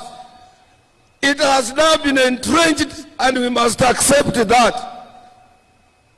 Watu wakaniambia basi uambie Oparanya muende pole pole kidogo sasa. Maneno imebadili. So Your Excellency, I don't want to tire you with words, but what I'm appealing to Kenyans is that tomorrow wamesema itakuwa maandamano. Workers, let us not participate. Sisi ni watu wa mshahara. Ukikosa kufika kazini, unaweza futwa kazi, mambo yote inaweza kuwa mabaya. Hiyo huwezi kutetea mtu kwa ajili alikuwa kwa maandamano. There is nothing you can gain. We have a constituency to protect. Employers and workers, we must protect our constituencies. We must support His Excellency the President to spur economic growth so that we can be able to grow economy and employ thousands and thousands of young men ambao wanatoka kwa shule. Lastly, Your Excellency,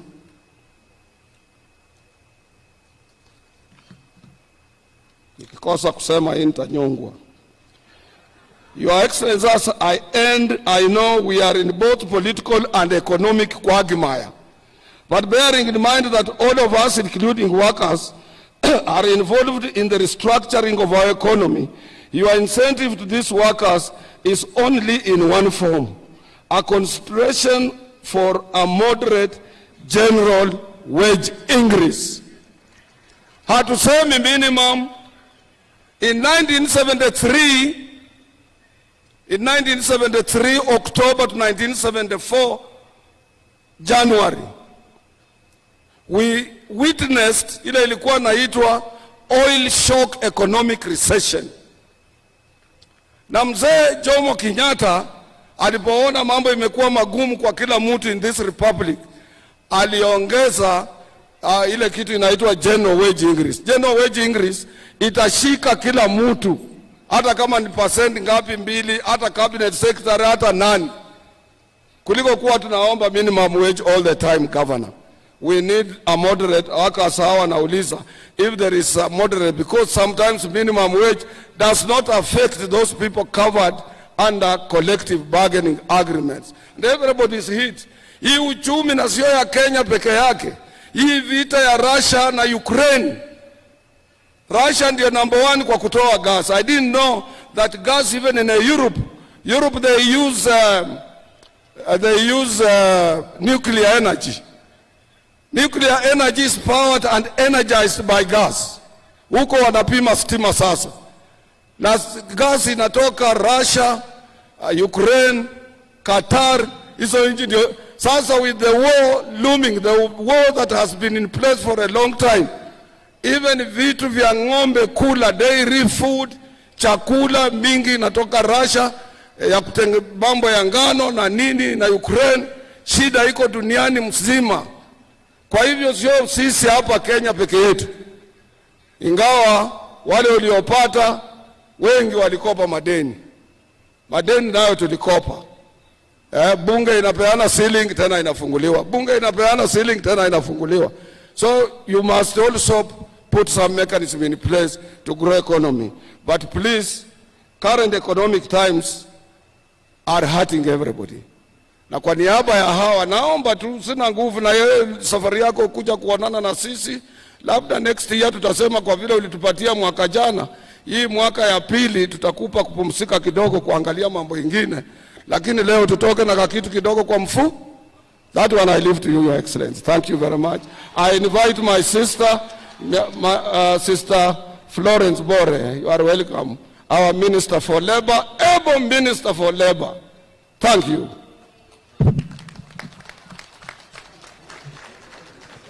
Thank you, Brother Otuoli.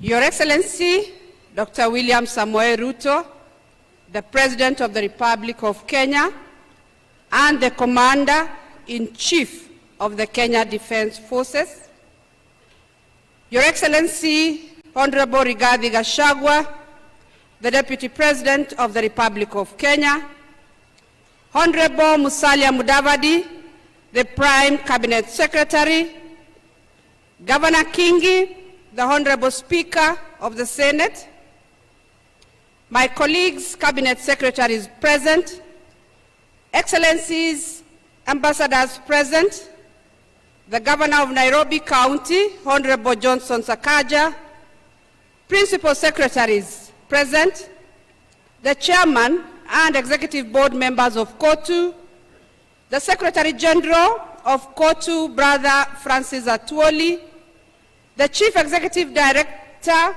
FKE, my sister Jacqueline Mugo, Chairman of Labour Committee in the National Assembly, Honorable Karemba, members of Parliament present, ladies and gentlemen, good afternoon. Hamjambo wafanyikazi wenzangu. Labor Day celebrates the most important stakeholder in our economy, the Kenyan worker. On this day, we reflect on the condition of the Kenyan worker, their environment, their benefits, and their future. On this day, we celebrate the immeasurable contribution of every shop floor across the country to the economic growth of our nation. We applaud the hard and diligent work that keeps production lines moving, markets stocked, and our economy ticking. We also appreciate the principle of tripartism and social dialogue in the labor sector between employers, workers' organizations, and government. This engagement guarantees industrial peace and harmony, which is necessary for the growth of sustainable enterprises, decent jobs, and economic growth. The theme for this year's Labor Day celebration is economic growth, political stability, and job creation, which links directly to the policy priorities articulated in the bottom-up Economic Transformation Agenda 2022 to 2027, popularly known as BETTER. This year's theme underscores the yearning for a stronger economy and the realization that a stable political environment is necessary to attain economic growth. Decent work is a fundamental right for all workers in Kenya. And by that, we mean that work has the following attributes: safe working conditions, fair wages, and access to social protection. The International Labour Organization, ILO, the Central Organization of Trade Unions, Kenya, KOTU, and the Federation of Kenya Employers, FKE, implemented the Third Generation Decent Work Country Program 2021 to 2024, which is anchored on human capital development, sustainable economic growth, social dialogue, and tripartism. Through our various technical departments and semi-autonomous agencies, we have aligned our activities and programs to help achieve decent work opportunities for all, and also ensured that the marginalized groups are empowered to participate meaningfully and productively in economic development. Your Excellency, many Kenyans are seeking jobs abroad, and we are proud as a ministry to note that income from diaspora remittances has outpaced receipts from traditional exports of coffee, tea, and tourism and stands at approximately 400 billion annually. The ministry has taken several initiatives to facilitate the seamless migration of Kenyans to key labor destinations. This include, 1, negotiation of bilateral labor agreements with 10 countries in the Middle East, Europe, America, and Asia. Number 2 is restructuring of the pre-departure training curricula to integrate additional modules reflecting the needs of major destination countries. 3 is tighter regulation of recruitment agencies and training institutions to ensure ethical recruitment practices and quality training, respectively.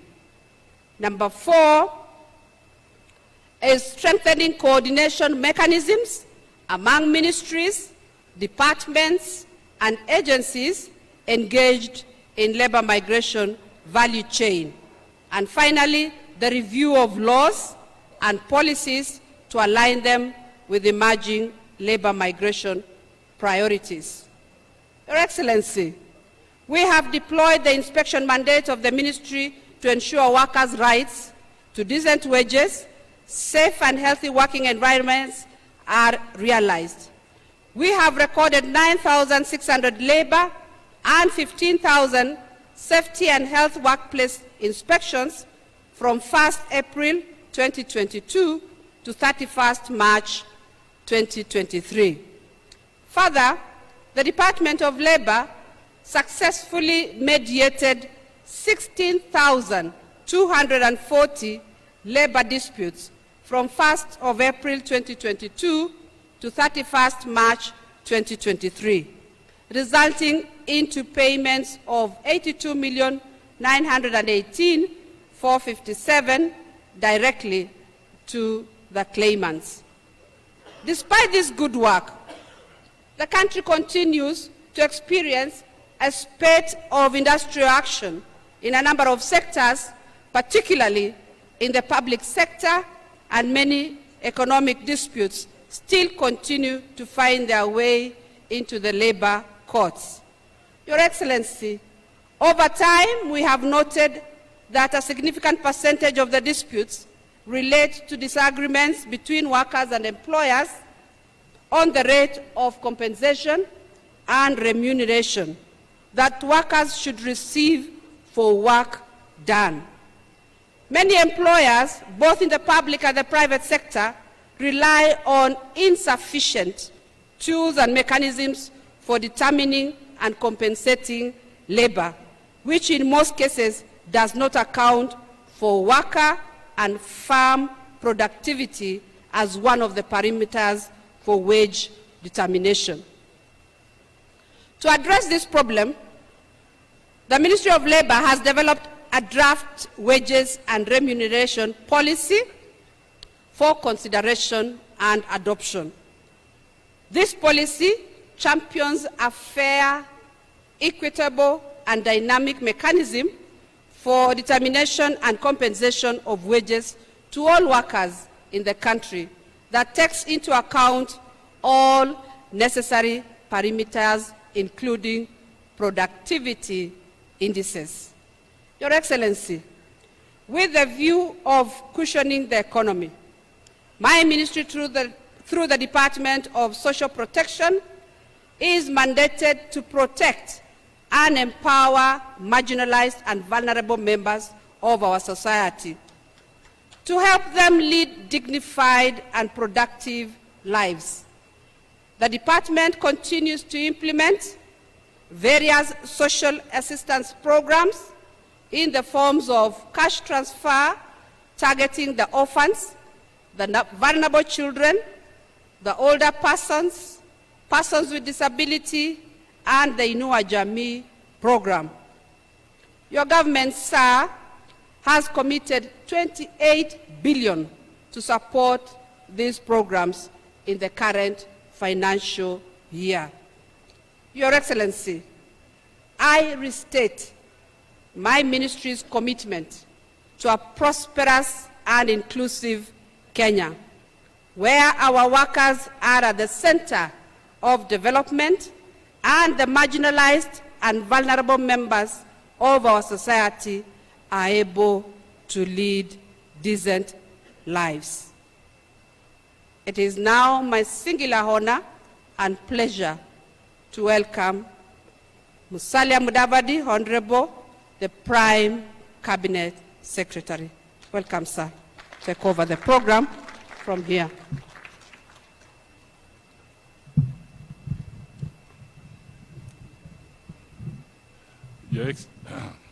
Your Excellency, President William Samoei Ruto, President of the Republic of Kenya and Commander-in-Chief of the Defense Forces, Your Excellency, the Deputy President, Honorable Rigathi Gachagua, my colleagues, members of the Cabinet, Governor Sakaja,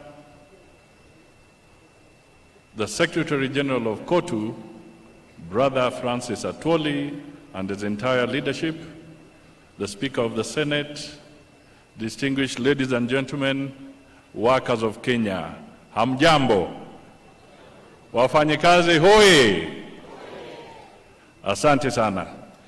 Your Excellency, I'll be very brief, just to make 2 points.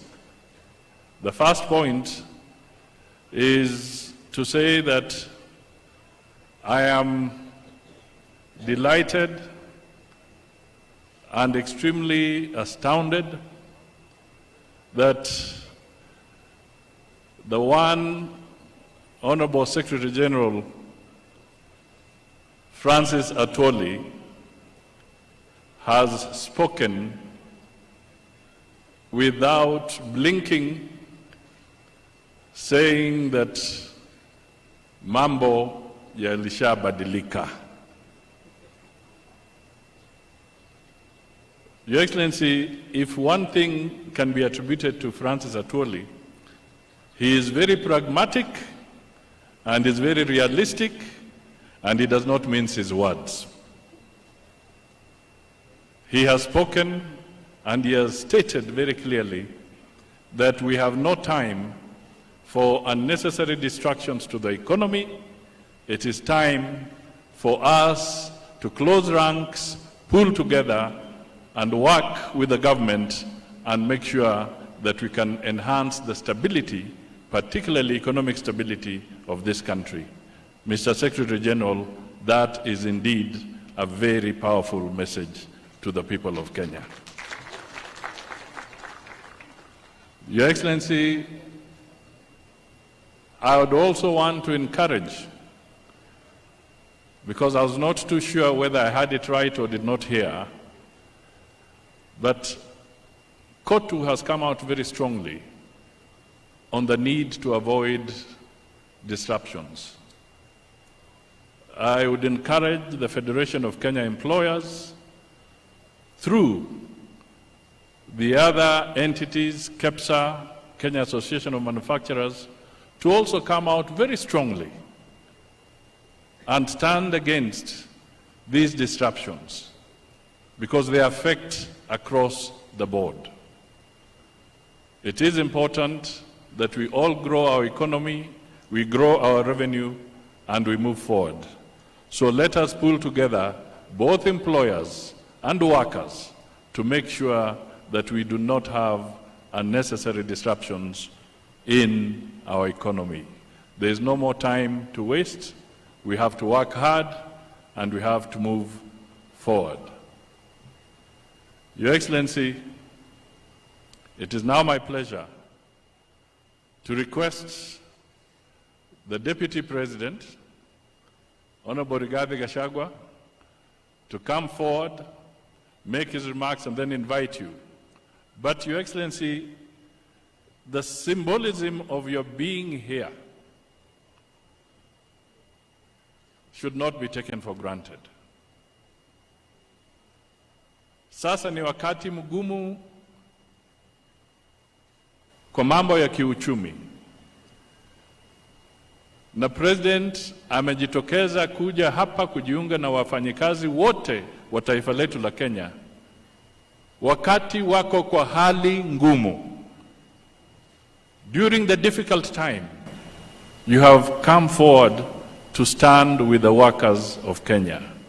That cannot be taken for granted because it is not an easy time. We are going through challenges, but that gesture is a very strong signal that even in moments of difficulty, you shall come forward and stand with the people of Kenya. Bwana Deputy President, nafasi ni yako, umkaribishe rais. Asante.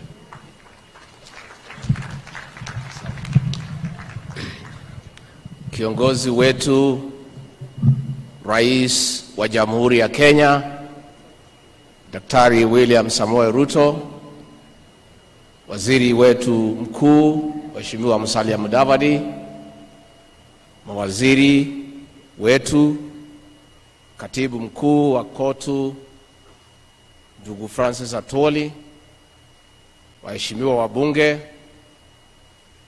waheshimiwa wafanyikazi, hamjambo. Nimesema waheshimiwa wafanyikazi kwa sababu nyinyi pia ni waheshimiwa. Hata kama nyinyi mumeajiriwa, pia mnapatanga nafasi kila baada ya miaka 5 kuajiri wengine. Na huyu rais wetu William Ruto na mimi, ni nyinyi mmetuajiri, nyinyi ndio matajiri wetu, na kwa hivyo nyinyi ni waheshimiwa. Your Excellency, we thank you for getting time to come and have a conversation with the Kenyan workers who are the greatest pillar for our economic development. Your Excellency, you inherited the leadership of this country at a difficult time when the economy of this great nation was in a very difficult place. And Your Excellency, we want to thank you for the great efforts that you have put to restore the Kenyan economy, and we are glad that there are signs of recovery. Your Excellency, the workers here today and elsewhere in the country are greatly part of the hustler nation. And they have felt in a very big way the weight of the cost of living. Your Excellency, through prudent management and well thought out interventions, you have successfully brought down the cost of unga from an all-time high of 230 shillings to slightly above 150. Your Excellency, that and other interventions, it is true, it is in between 150, 170, depending on where you buy. Na tutaendelea naye. Your Excellency, as we proceed, we want to urge you to continue putting into place pragmatic interventions, and we thank God for the rains and through the interventions you have made of subsidizing the cost of production through availing fertilizer at reasonable prices. With these rains, we have no doubt before the end of the year, the prices of food commodities will go down. Finally, Your Excellency, all these things are not possible if there is no political stability. Na mzee Atwoli, ningetaka kuhakikishia kwamba our president has done everything possible to reach out and to encourage dialogue. When the Azimio group reached out to our president and said they want to be given an opportunity to leave the streets and get engaged in bipartisan discussions, the president readily agreed because he was very magnanimous and he provided leadership with this country. Those of us who work closely with him, some of us were of a different idea, but the president persuaded us that it is useful to give dialogue a chance. The Azimio people have been given a chance, but they have instead decided to go back to the streets. What they must know, because I saw them pen a letter yesterday saying that the president should allow them to go to the streets. President William Ruto on 13th of September took the Bible before God and the people of Kenya and swore to protect and uphold the Constitution. One of his responsibilities in upholding the Constitution is to protect life and property. The several times the Azimio people were in the streets, there was no demonstration. It was destruction of property, looting of private property, killing people, and injuring others. We still urge them to consider to proceed in the bipartisan talks in Parliament. In the unfortunate event that they decide that they don't want to go that route, and they want to go to the streets, they must understand that the president has a constitutional duty to protect life and property. And asking the president to look the other way as people destroy people's property is asking him to violate the Constitution, which he cannot agree. Na ndivyo tunauliza hawa kesho waende wafanye vile wanataka, lakini tungeuliza huyu mzee kwa heshima awache kusumbua hawa mahasara ya Eastlands na Southlands. Hawa mahasara hawajui pahali sava iko. Kwa hivyo hakuna haja kwenda kuhangaisha hao na kuharibu mali yao na kuwazuia kwenda kazini. Kama wako na shida na William Ruto president wetu, si wanajua pahali yako pale State House, waelekee hapo, watafute grupu ingine ielekee kwangu, grupu ingine ielekee kwa Aden Duale pale DOD, si ingine naweza elekea kwa Kidiki pale Harambee House. Iko haja gani ya kusumbua na nchi mahasla? Wanatafuta riziki yao, wanatafuta unga, wanatafuta vile watasomesha watoto wao. And Bwana Francis Atwoli, those people are not sincere, because if they were sincere, they would have demonstrated then when unga was at 230, and they didn't. That is when they would have done it. So they are not sincere. And if the issues they are raising are with President William Ruto, they should go to State House and face him there, instead of going kuangaisha watu ya kawaida mahasala ya Kenya. And finally, Bwana Atwoli, I want to congratulate you for your leadership and pragmatism. This celebration, Your Excellency, is one of a difference. The labor celebration last year, there was not any discussion about workers. The whole ceremony, from the beginning to the end, was discussing William Samoei Ruto. But today, it is one of a difference. We are discussing the issues of the Kenyan workers. And that is why we want to say, Bwana Atwoli, you have shown pragmatism and leadership. Wewe, you had another president in mind. Ulikuwa unasema huyu hawezi. Hata ulikuwa umesema akishindwa atavute miti ya kujinyonga. But siku ameshinda, you have done the right thing. You have shown you are a Democrat and you have respected the will of the people. And that is the way it should be. So I want to urge you with respect. Hao marafiki yako uwatafute pale kwako Kitengela. Tulikuwa tunakufuatilia mkikaa na hawa. Uandalie chakula na ile vitu mlikuwa mnakunywa na hawa na ile muziki ya Lingala. Mkishamaliza uwaambie maneno ya kwamba uchaguzi uliisha na rais wa Kenya ni William Samoei, na hiyo ndio ukweli. They should stop living in denial. Hata wakivaa sufuria kwa kichwa, rais wa Kenya ni William Samoei Ruto. Hata wakisema nini, hata wakimtukana, yeye ndiye rais wa Kenya. Na wewe Bwana mzee Atwoli, kwa sababu wewe umeelewa maneno, wewe ni mzee waite. Wakiburudika pale, wakichapa 1, 2, 3, watasikia maneno. Waeleze ya kwamba uchaguzi uliisha na wewe mwenyewe umetii demokrasia, and you have respected the will of the people, because that is the way it should be. Kwa hivyo rais wetu, wa Kenya wanategemea kwako ya kwamba utalinda mali yao, kwa sababu uko na kazi ambaye ni ya kikatiba ya kulinda mali ya Wakenya kutoka kwa muhalifu wowote, akuwe ni nani au ni nani, kwa sababu hiyo ni katiba na ni lazima katiba itekelezwe.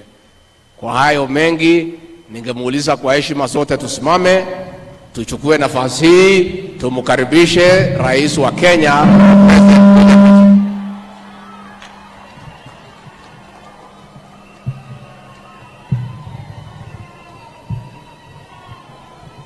Wafanyikazi wa Kenya hoye!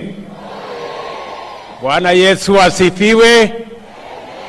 Tafadhali tuketi chini. Asanteni sana.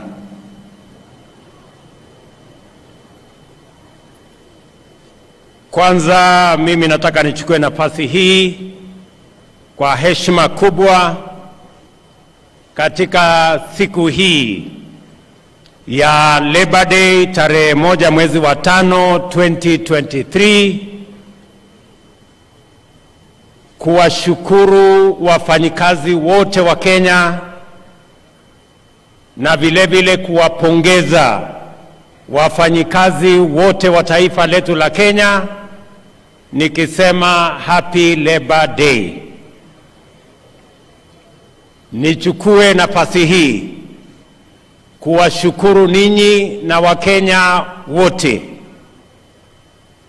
kwamba mwaka uliopita tarehe 9 mwezi wa 8 sote tulienda kwa uchaguzi, tukachaguana kwa njia ya amani, tukamaliza ukabila na tukaweka taifa letu katika ramani mpya ya kwamba Wakenya wanaweza kutimiza haki yao ya kikatiba ya uchaguzi kwa njia ya ungwana na kwa njia ya amani. Mimi nataka niwashukuru wafanyikazi wa Kenya wote kwa sababu ya kushiriki katika uchaguzi huo kwa njia iliyofaa. Pongezi na asanteni sana. Nataka vile vile kwa njia ya kipekee na kwa heshima kubwa ni washukuru wa Kenya, wengi wao wafanyikazi walionipatia nafasi kwa kura zenu na kwa maombi yenu niwe kiongozi wa taifa letu la Kenya wa 5. Nataka niwaambie asanteni sana. Nataka niwapongeze Wakenya wote.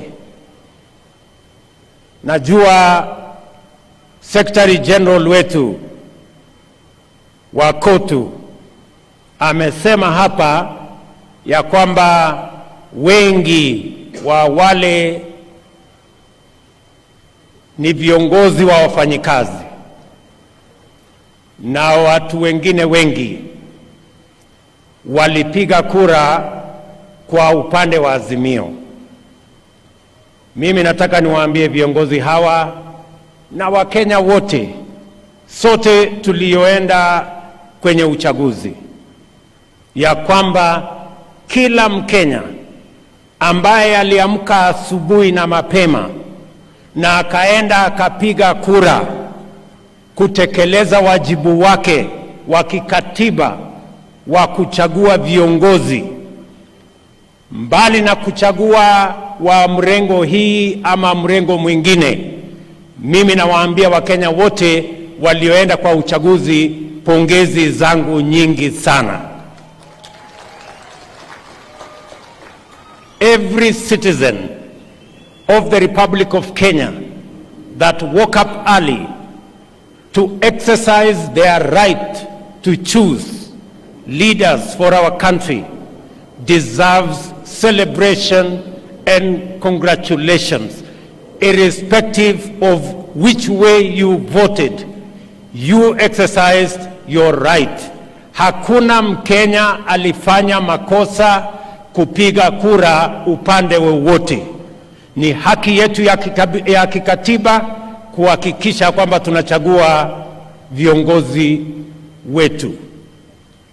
Wale wa Kenya ambao hawakuenda kupiga kura, hawa ndio wanahitaji tuwazungumzie, kwa sababu wale ndio wenye makosa. About 35, almost 40% of the citizens of Kenya who are eligible to vote hawakuenda kupiga kura. Wale ndio pengine wako na makosa, lakini kila Mkenya ambaye aliamka akapiga kura, akapigia Kenya Kwanza ama akapigia Azimio, huyo ni Mkenya mzalendo mwenye amesimama na kwenda kupiga kura ili tuwe na demokrasia na tuchague viongozi wetu kupitia kwa njia ya demokrasia. We are a democratic nation and no citizen should be judged for voting whichever way they voted. Nataka niwaambie viongozi walio hapa wa movement yetu ya Labour, the Labour movement leaders. Nataka viongozi hawa wote, nimekuja hapa katika sherehe hii ya kwanza ya Labour Day ili nikubaliane na nyinyi, tushirikiane, tufanye kazi pamoja kuwahudumia wafanyikazi wa taifa letu la Kenya. Na nimekuja mapema kwa sababu nimeambiwa mapema ndio best.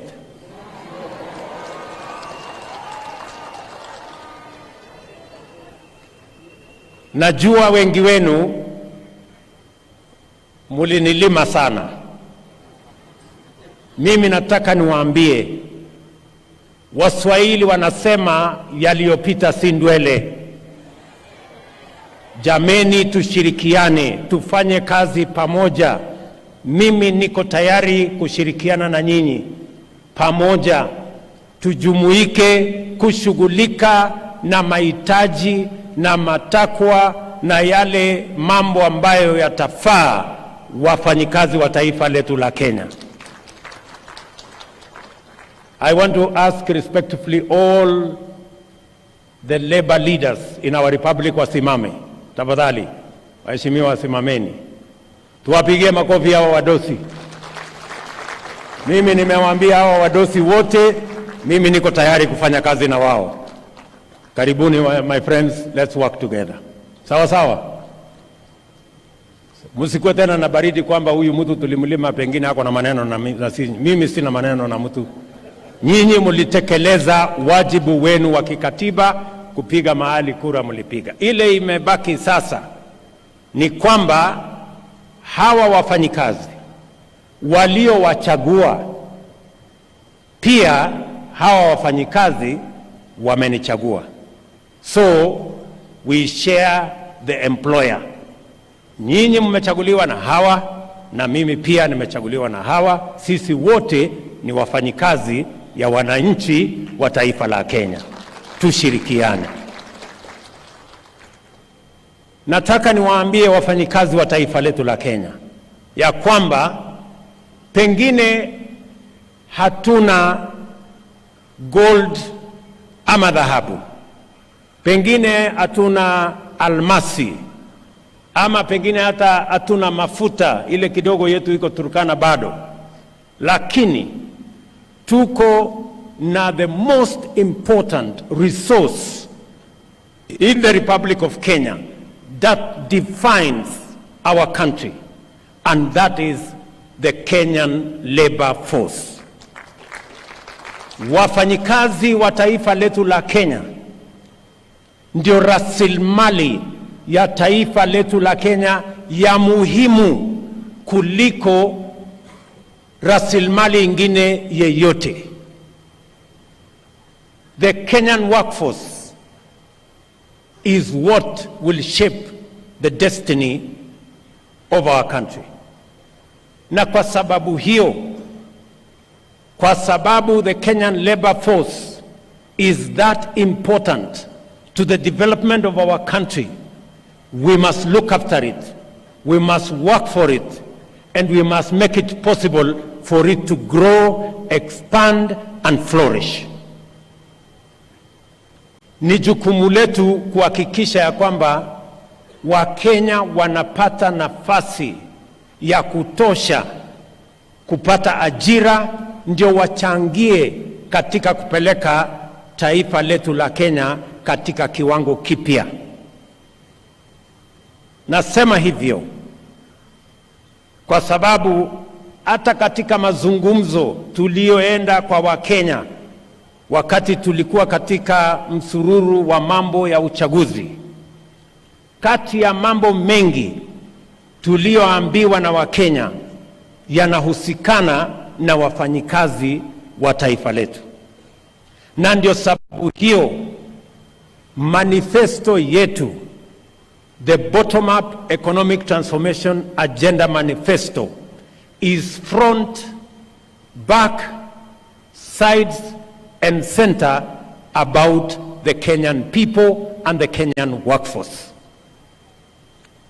Na ndio mimi nataka niseme hivi, katika mpango wetu, we need to expand, to grow, and to develop the Kenyan workforce, because that is the jewel of the resources we have in the Republic of Kenya.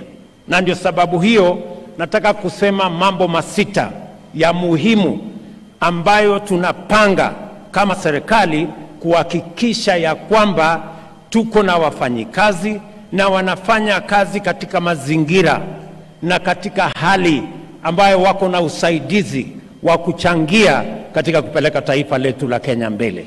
Jambo la kwanza, tumesema tunaweka mpango maalum katika sekta ya kilimo, kwa sababu pale katika sekta ya kilimo ndio inazalisha nafasi nyingi za ajira katika taifa letu la Kenya.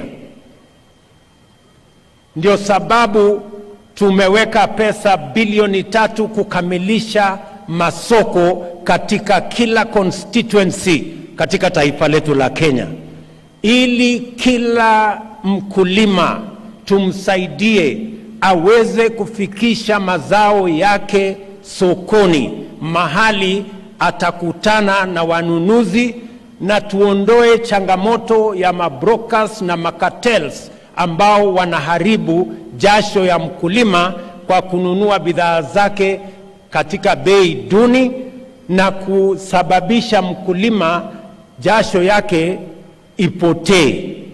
The reason why we are going to expand markets in all our constituencies, we have agreed with county governments on agricultural aggregation and industrial parks in every county, where we are going to spend as national government 5 billion shillings in the coming budget, and the county governments will spend equally 5 billion shillings so that we can aggregate our agricultural produce and give real value to our farmers by eliminating middlemen, cartels, and brokers, so that the Kenyan worker in the farm can earn a decent wage and a decent living.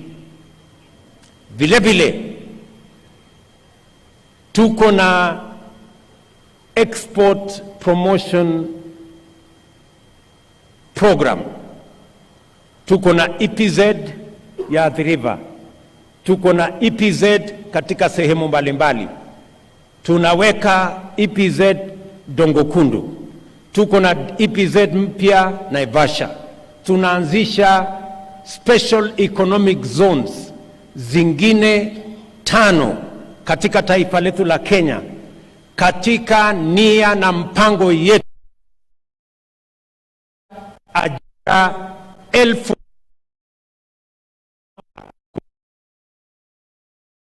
zones, and our export economic zones kwa sababu tunataka kuhakikisha kwamba wale wafanyikazi wanafanya kazi katika our export zones and our special economic zones wanaongezeka, na pia tuongeze sehemu yetu ya export ya bidhaa zinatotoka mashambani katika taifa letu la Kenya.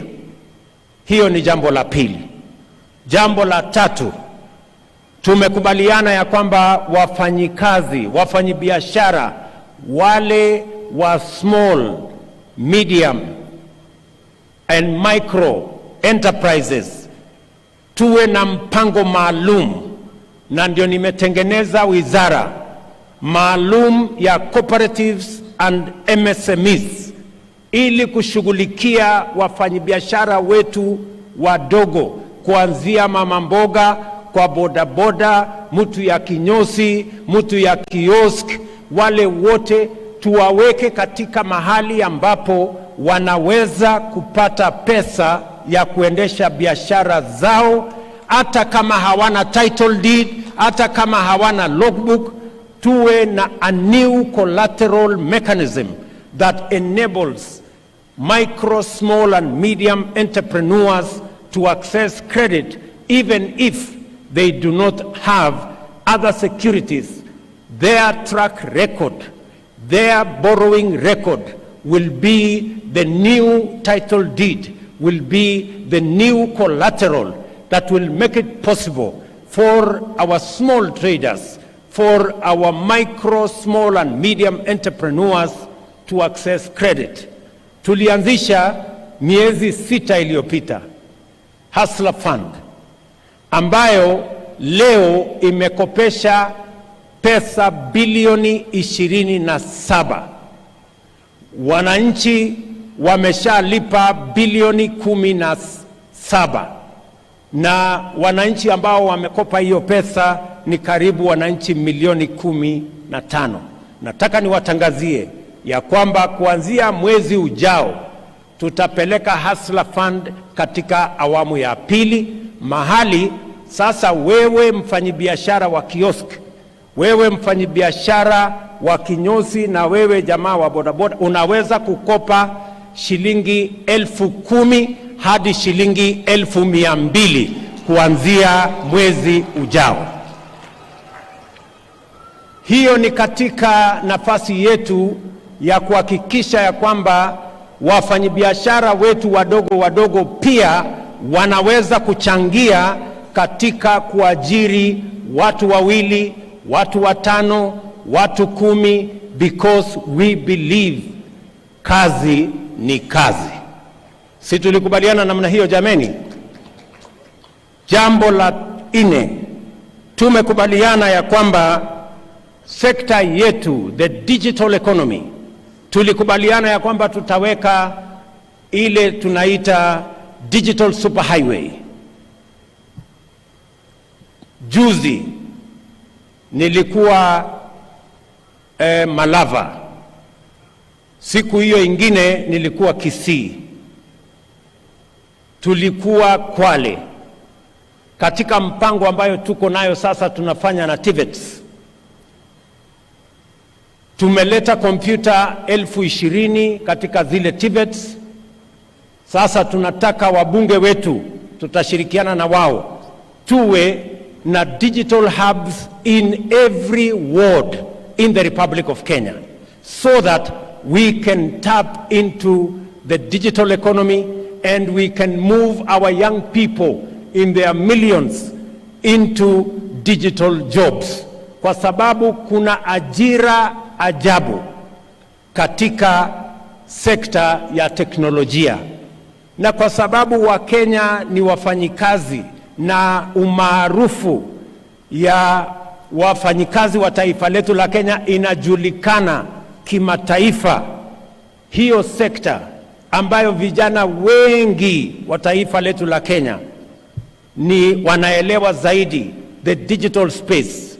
The reason why we are expanding our digital footprint across the country is because we want to tap and connect our young people with digital jobs that will be possible under the whole program that connects young people to jobs anywhere in the world.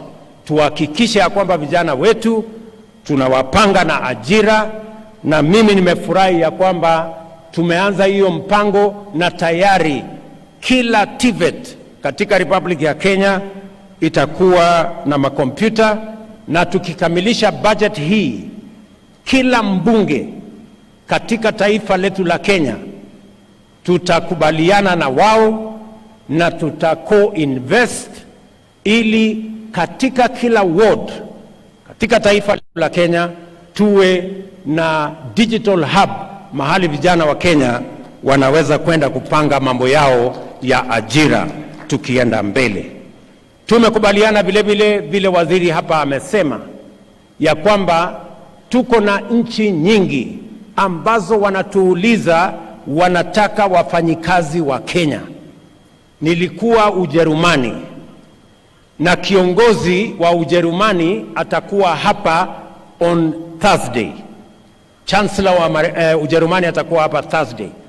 Na katika hiyo mkutano tumekubaliana tutasign bilateral labor agreement ili wananchi wa Kenya wapate nafasi, kwa sababu wametueleza wanahitaji wafanyikazi milioni 250 kila mwaka Ujerumani, na wanataka wa Kenya wachangie kwa wale wanataka kupata kazi hizo Ujerumani. Tuko na nafasi za ajira Canada, tuko na nafasi ya ajira kule Marekani, tuko na nafasi za ajira UAE, Saudi, tuko na nafasi za ajira katika sehemu tofauti. Tuna sign bilateral agreements 10 vile waziri amesema in the next couple of months, ili nafasi ya ajira ipatikane kwa vijana wa taifa letu la Kenya, kwa sababu kwa sasa mnajua ile pesa tunapata Kenya kutokana na wafanyikazi wanaofanya kazi nje ya Kenya, tunapata bilioni 400 kila mwaka. Wale wafanyikazi wanafanya kazi nje ya Kenya hata wamepita pesa tunapata kwa chai, wamepita mapato yao imepita pesa tunapata kwa kahawa ama hata horticulture, kwa sababu ni nafasi nzuri. Na nchi nyingi duniani imejenga uchumi zao kwa kupanga vile wafanyikazi wao ama wananchi wao wanaweza kupanga ama kupata ajira katika nchi zingine. So tutakuwa na mpango ya kuzalisha ajira hapa nyumbani, na vile tutakuwa na mpango ya kuzalisha ajira ama nafasi za ajira katika nchi zingine. Jambo la 5, si niliwaambia tuko na mpango? Jambo la 5, katika mpango yetu ya housing tumesema ya kwamba tuko na upungufu wa manyumba. Wananchi milioni 6.5 Kenya wanaishi katika vitongoji duni katika miji yetu. Hapa Kibera, kule Mathare, Kawangware, sehemu hizi zote. Na nafasi hiyo tunaweza kuibadilisha, ile changamoto ya kukosa nyumba tunaweza kuibadilisha iwe ni nafasi ya kupanga ajira ya vijana wetu.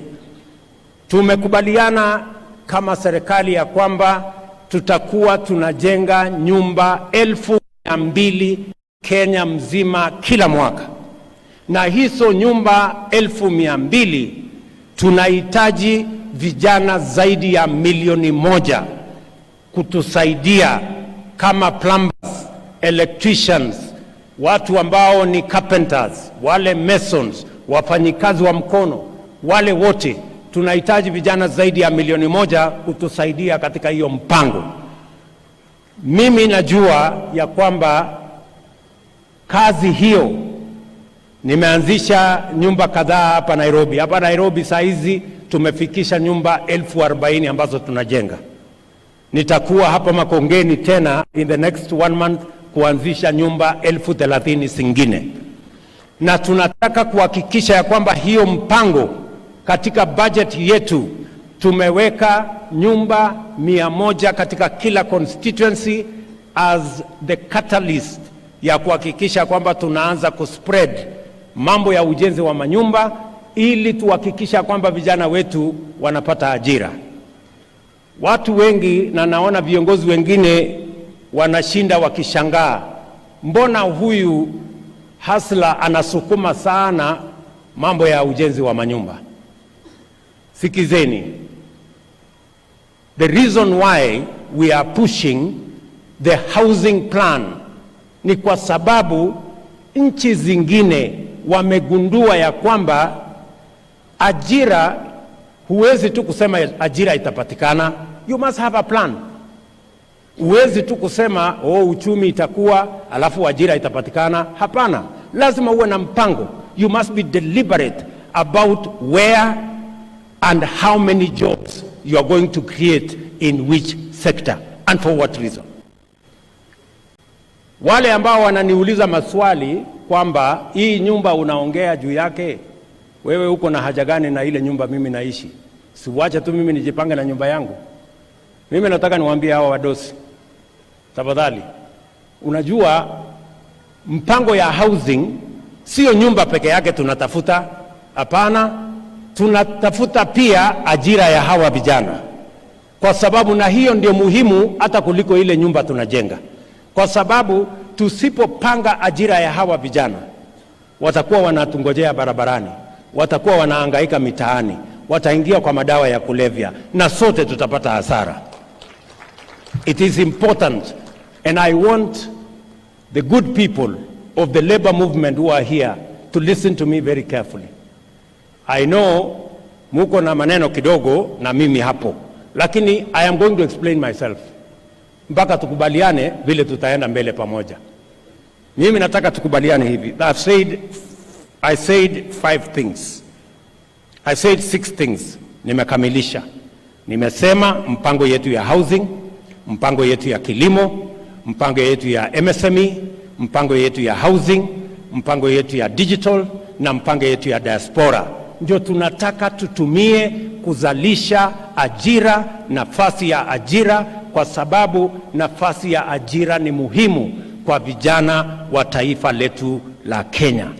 Otherwise, we are not going to solve the unemployment problem unless we have a plan on how we are going to solve it. Ya tatu, jambo la tatu, ili hii mpango yote hii iendelee, lazima vile vile tuhakikishe ya kwamba wafanyikazi wa taifa letu la Kenya pia wanashughulikiwa. How are we going to make sure that the Kenyan worker is ultimately going to reap a benefit from their work and from their sweat? Jambo la kwanza, how do we protect the Kenyan worker? How do we serve the Kenyan worker? How do we work for the Kenyan worker? For those of us who are in leadership and for those of us who have an opportunity to serve. Number one, we must make sure that when the Kenyan worker, after working for 10, 20, 30, 40, 50 years, they can retire in dignity. Today, Bwana Atwoli na hawa viongozi, nataka niwaongeleshe as one of you, as a leader like you. Hawa wafanyikazi ni jambo la kusikitisha sana kwamba baada ya miaka 50, miaka 40, Mkenya amechangia jasho yake, amefanya bidii, anaenda katika maisha ya umaskini. Kenya, the Global Age Watch Index, you people in the labor movement should know it. the Global Age Watch Index inasema Kenya, kwa zile nchi ambazo zimefanyiwa utafiti, Kenya ni nchi namba 72 kwa nchi 96. Karibu sisi tuko mkia kwa wale watu wanaenda nyumbani ama wana retire kwa umaskini. Why should the Kenyan worker retire into poverty? Lazima tujiulize. Lazima nyinyi kama viongozi wa labor movement, you must ask yourselves, how can you be leaders in the labor movement when the people you lead end up in retirement, in poverty? And it is the reason why mimi nimekuwa na shida sana na mzee Atwoli for a very long time. Nilikuwa nauliza Atwoli, wewe unapinga hii 6%, wewe unasema mwananchi atoe shilingi 200 kila mwezi, ati hiyo ni pesa ya retirement, 200 shillings. Mwananchi akitoa 200, mfanyikazi akitoa 200, employer anatoa 200. Sasa mimi nataka nikuulize, 200 inakuwa 400. Hata kwa maombi, hata kwa dawa, hata kwa uganga, utafanya nini 200 iweze kutosha kulinda huyu mtu akienda retire? Inawezekana kweli shilingi 200 kubadilisha maisha ya mtu? It's not possible. And that is why we have age-old poverty in Kenya, and we are 72 out of 79. Who has contributed? Sasa mimi nataka niwaulize viongozi wenzangu, mko hapa sasa, nyinyi mnasema ni sawa mtu wa contribute 200, na hii sio pesa, sio tax. It is not tax. Hii ni pesa ya mwenyewe, pesa yako ambayo utatumia ukienda retire. Hiyo ni tax, sio ni pesa yako. Unaweka tu kwa akiba, na Waswahili wanasema akiba haiozi bwana, ama namna gani? So the reason why I was pushing that we change this contribution structure ya mambo ya NSSF kutoka shilingi 200 mpaka 6% ni kwa sababu tunataka wafanyikazi wetu baada ya kufanya kazi miaka 20, 30, 50 waende nyumbani wakiwa na pesa ambayo watalipwa kila mwezi, mpaka kila mtu aweze kwenda hiyo safari ya mbali akiwa anaishi maisha yenye heshima. Tunaelewana jameni? Mimi nimefurahi ya kwamba wakati nimeongea na mzee huyu Atwoli, finally tumekubaliana. Na kuanzia miezi miwili iliyopita, sasa kila mfanyikazi analipa 6% na kila employer analipa 6%. Na unajua, the beneficiary here, good people, the beneficiary is the worker. Sasa wewe mfanyikazi umetoa 200. Sasa yule employer wako atatoa tu 200. Lakini ukitoa 1000, he will be forced kutoa nini? 1000. Mwenye amefaulu ni nani? Si mfanyikazi, kwa sababu ile pesa yake ya retirement imeongezeka. That is the logic, my friends. In the last 2 months, let me give you the statistics. In the last 2 months, baada ya sisi kuimplement 6%, pesa ya retirement ya wafanyikazi imeongezeka kutoka 1.2 billion every month. In the month of February ilikuwa 2.5 billion. In the month of March ilikuwa 3.5 billion. I promise you, in the next 3-4 months, it is going to be the maximum, which is going to be 6.5 billion shillings every month. Money that will be available to the Kenyan workers in retirement. Nyinyi mnanielewa jameni? That is the thinking.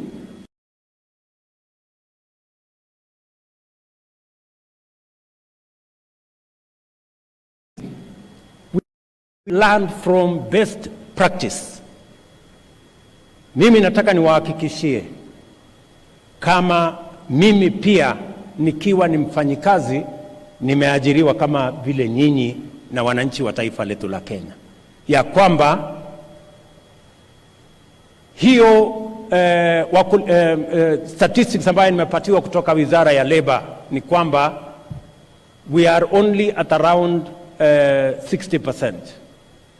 Wale watu ambao wame ratify na tayari sasa wana contribute from the 3.6 million workers we have on payroll, already 2.5 million wameanza kulipa 6%. Imebaki only 1 million, and I am confident that progressively we will get to the numbers and we will begin the journey. Kwa sababu nataka niwaeleze, and I have to tell you this because by God's grace I am the leader today in Kenya, ya kwamba Kenya, the culture of saving, we are only at 8% of GDP. Nchi zingine ziko all the way to 55% of GDP. Ndio munaona tunaenda kukopa pesa kutoka China, kwa sababu in China their saving culture is at 55% of GDP. Hatutaki kwenda kukopa pesa China tena. Tunataka hii pesa yetu ambayo tunia wafanyikazi wa Kenya ndio watatusaidia kujenga nazo barabara, kujenga nazo dunia hii, na tuwalipe ile interest tunalipa wale Chinese na tunalipa wale watu wengine. Hawa wafanyikazi wa Kenya wafaidike na interest ya serikali. That is all we are asking, good people. Hiyo ni agenda yetu ya kwanza, kutetea hawa wakulima, hawa wafanyikazi. These workers, they should retire in dignity because they have saved enough money to take care of their retirement. Jambo la pili, ili tuweze kuprotect these Kenyan workers, jambo la pili ni mambo ya matibabu, NHIF na matibabu in general. Niliwaahidi wa Kenya ya kwamba tutachunguza upya maneno ya afya. Wakenya wengi, karibu Wakenya milioni 1, statistics show that up to 1 million Kenyans sink into poverty because of medical bills, meaning that many families end up in poverty because a loved one got sick. They sell everything, they sell their produce, they sell their wares, they sell their property and end up in poverty. And we must address ourselves to the issue of health in Kenya. Niliwaahidi ya kwamba hii mambo ya health tutaichunguza. Mimi nataka niwatangazie hivi. Nimeketi chini na wizara yetu ya afya, tumepanga ile mpango tulikuwa nayo. Niliwaahidi ya kwamba tutaanza mambo ya health upya. We are going to have a paradigm shift in the delivery of our health products in Kenya. We are not going to go the route that we have always invested in curative health. We are going to go the opposite direction in promotive and preventive health interventions. Hatua ya kwanza ni ile Sakaja amesema hapa. Tumekubaliana na county governments ya kwamba mambo ya health, asante governor, mambo ya health tunaanza pale chini kwa community health promoters. Na tumekubaliana ya kwamba we are going to recruit 100,000 community health promoters in Kenya. Kila familia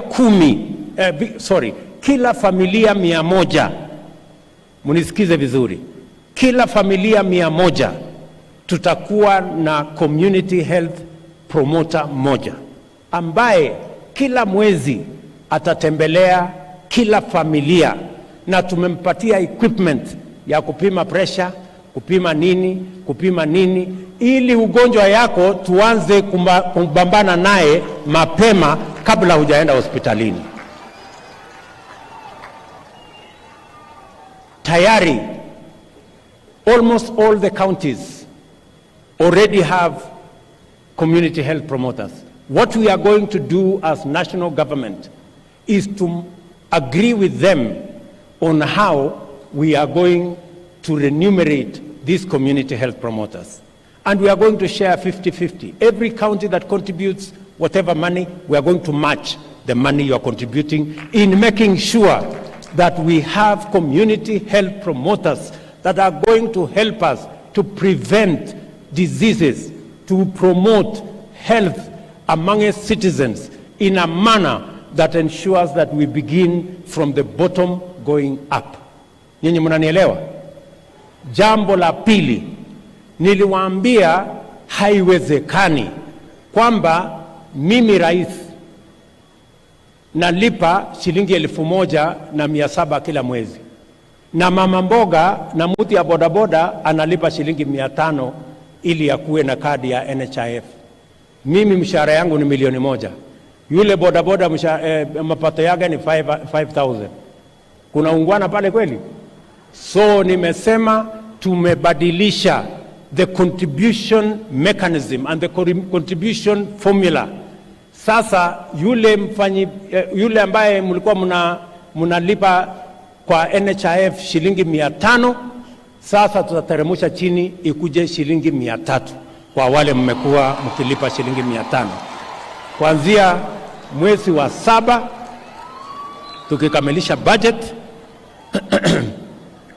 na mimi ambaye ni rais ambaye nimekuwa nishikilipa shilingi 1,000, sasa mimi nitalipa shilingi 27,500, na hao wengine katikati hapo watalipalipa hapo kidogo kidogo namna hiyo, so that we have an equitable contribution mechanism. Every one of us is going to contribute 2.7% of their earning to NHIF so that we can carry this load of health equally. Na vile vile tumeweka mpango mzuri ili kila mwananchi apate nafasi ya kuweza kupeleka watu wao wakiwa wagonjwa. Kwanza tuna ile ambayo tunaweza kumalizana nayo kule mashinani, tumalizana nayo. Hakuna haja ya mtu mwenye ako na homa anaenda Kenyatta National Hospital. Homa tunaweza kumalizana naye huko kwa kijiji. Ni kweli ama si kweli? Iko haja ya mtu ya homa aende Kenyatta National Hospital kuleta congestion? Sisi tunamalizana naye mashambani huko nyumbani. Community health promoter, health center, dispensary hapo tunamalizana na hiyo hapo. Tumekubaliana jameni? So we have a deliberate plan on how we are going to change how we deliver health in the Republic of Kenya, because that is the timely intervention that is necessary for our republic at this point in time. Nasema hivyo kwa sababu we want to serve the Kenyan worker and protect the Kenyan worker so that they can work optimally for us and work for their country and work for our nation. Jambo la tatu ambayo lazima tufanye ili kuwasaidia wafanyikazi wetu, nimesema lazima to protect their old age, lazima to protect their health, na vile vile sera mpya. We are going to have a new wages and remunerations policy. Tunatengeneza sera mpya ambayo itashughulikia ni nani analipwa pesa ngapi. Tuondoe tofauti ambayo iko kati ya wafanyikazi wa umma, wafanyikazi wa private sector. We must harmonize how we treat all our workers so that all workers work for equal pay that is fair and that ensures, hata tukisema minimal wage, lazima tukubaliane, how do we arrive at minimal wage? How do we arrive at a decent, livable wage? Hiyo sera tayari iko katika baraza letu la mawaziri. Bwana chairman wa Labour hapo bunge, Bwana Karemba yuko hapa, anaitwa Bwana Mushangi. Tutaleta hiyo sera bunge, alafu nyinyi kama bunge mutatembelea hawa wafanyikazi wa Kenya wote, walete mchango wao vile wangependa hiyo sera itekelezwe kwa manufaa ya wafanyikazi wote wa taifa letu la Kenya. Jambo la 4 ambayo tunataka kufanya kushughulikia hawa wafanyikazi wetu ni mambo ya injury in the place of work. Kuna wafanyikazi wengi wanaumia pale kazini, na inakuwa ni changamoto kubwa kupata compensation. Wengi wanakuja pale katika wizara ya Labor, wanahangaika ofisi hii, wanahangaika ofisi hile, kwa sababu tumesema ile mpango iko sasa for compensation around injuries at the place of work ni kwamba it is the employer who bears liability. We want to change the structure because some employers run away from that responsibility when it happens. We are going to change that whole framework so that it becomes a social insurance scheme called the Workers' Compensation Fund, so that it is predictable, so that every worker has access, na pia itakuwa rahisi kwa employers, so that employers don't carry too much burden when their employees are injured. They only contribute an insurance premium that will ensure that if workers are injured, there is a fund that will make sure they are paid. Some of the workers lose their limbs, they lose their hands, and that is what makes them underpaid. We must be able to compensate workers in that manner. Vile vile, mimi nataka niseme ya kwamba wakati nimekuwa hapa, nimeona vibango ambazo zimepita hapa. Wafanyikazi wakisema wanataka ile section, ile ILO Convention 189 on decent work for domestic workers. Nimeshaongea na waziri wetu, anapanga. We are going to discuss in the next cabinet. My deputy here is going to lead that charge so that we can conclude and we can ratify the Convention on Decent Work for Domestic Workers, ILO Convention number 189. Nataka vile vile niwahakikishie ya kwamba ILO Convention number 190 ambayo pia inashughulika na maneno ya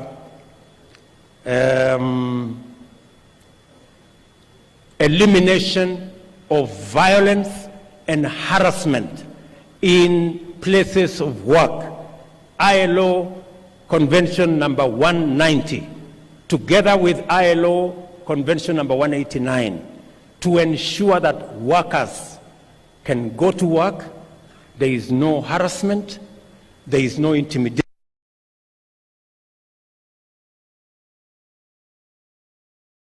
Government, we are working on it.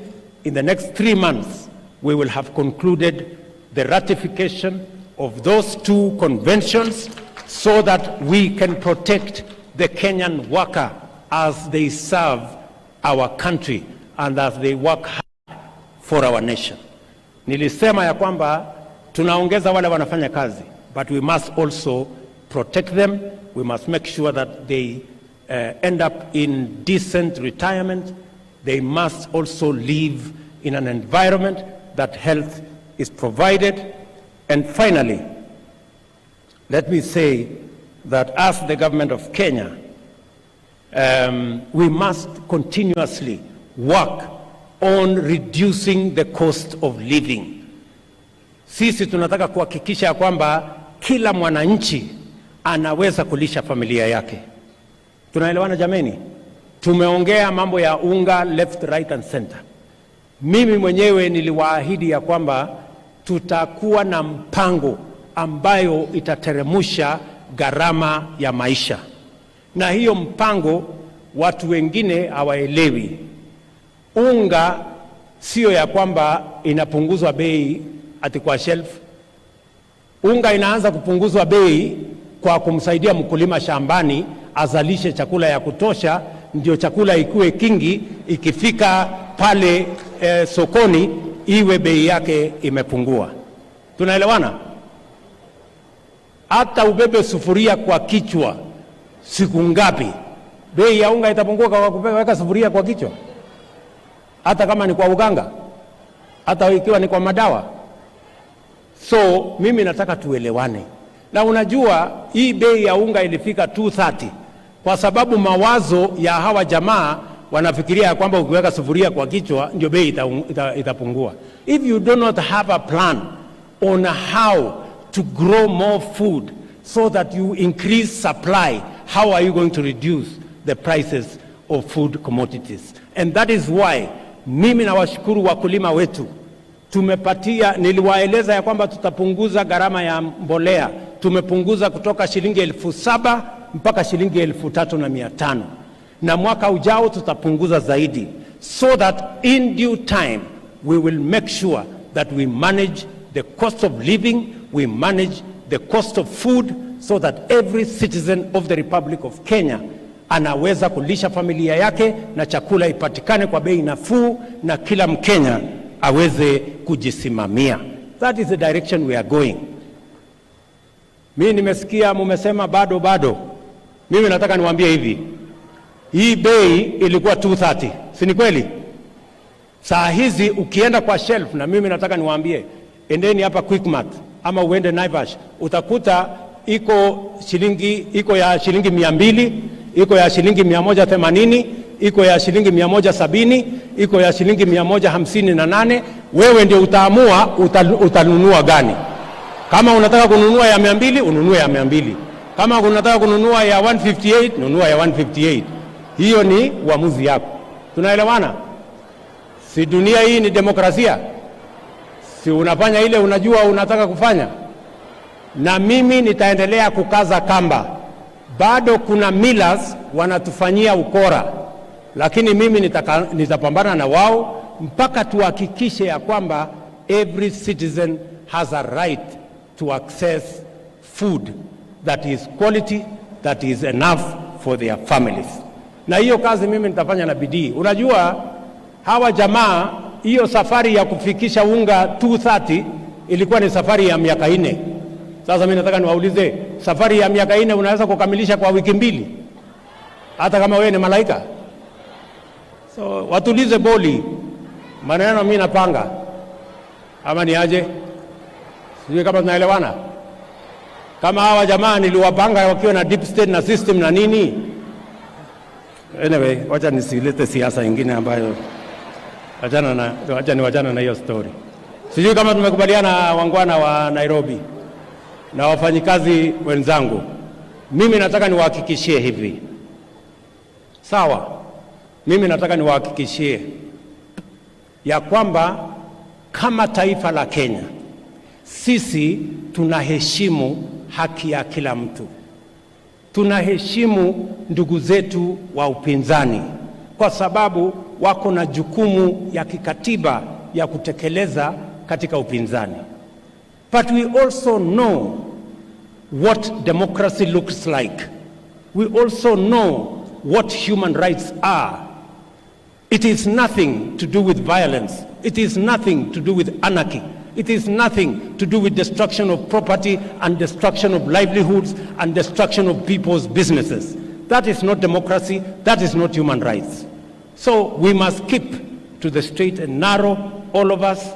Mimi nataka niwahakikishie here today ya kwamba haiwezekani, sitaruhusu mali ya mwananchi kuharibiwa, biashara ya mwananchi kuharibika, kazi ya mwananchi kuharibika, watoto wetu ati wasiende shule, ati kwa sababu kuna watu wanataka kutulazimisha ati tugawane serikali. That one will not happen, good people. Tuelewane tu mapema kwa sababu that is the Kenya we live in. We are a democratic country and we want the best for everybody. Respectfully, I want to ask my friends, tumekubaliana badala ya kuharibu mali ya wananchi, badala ya kuharibu biashara ya wananchi, badala ya fujo na vita, tuongee bunge. Wabunge waongee, watafute masava, watafute hiyo ingine, watafute nini kule bungeni.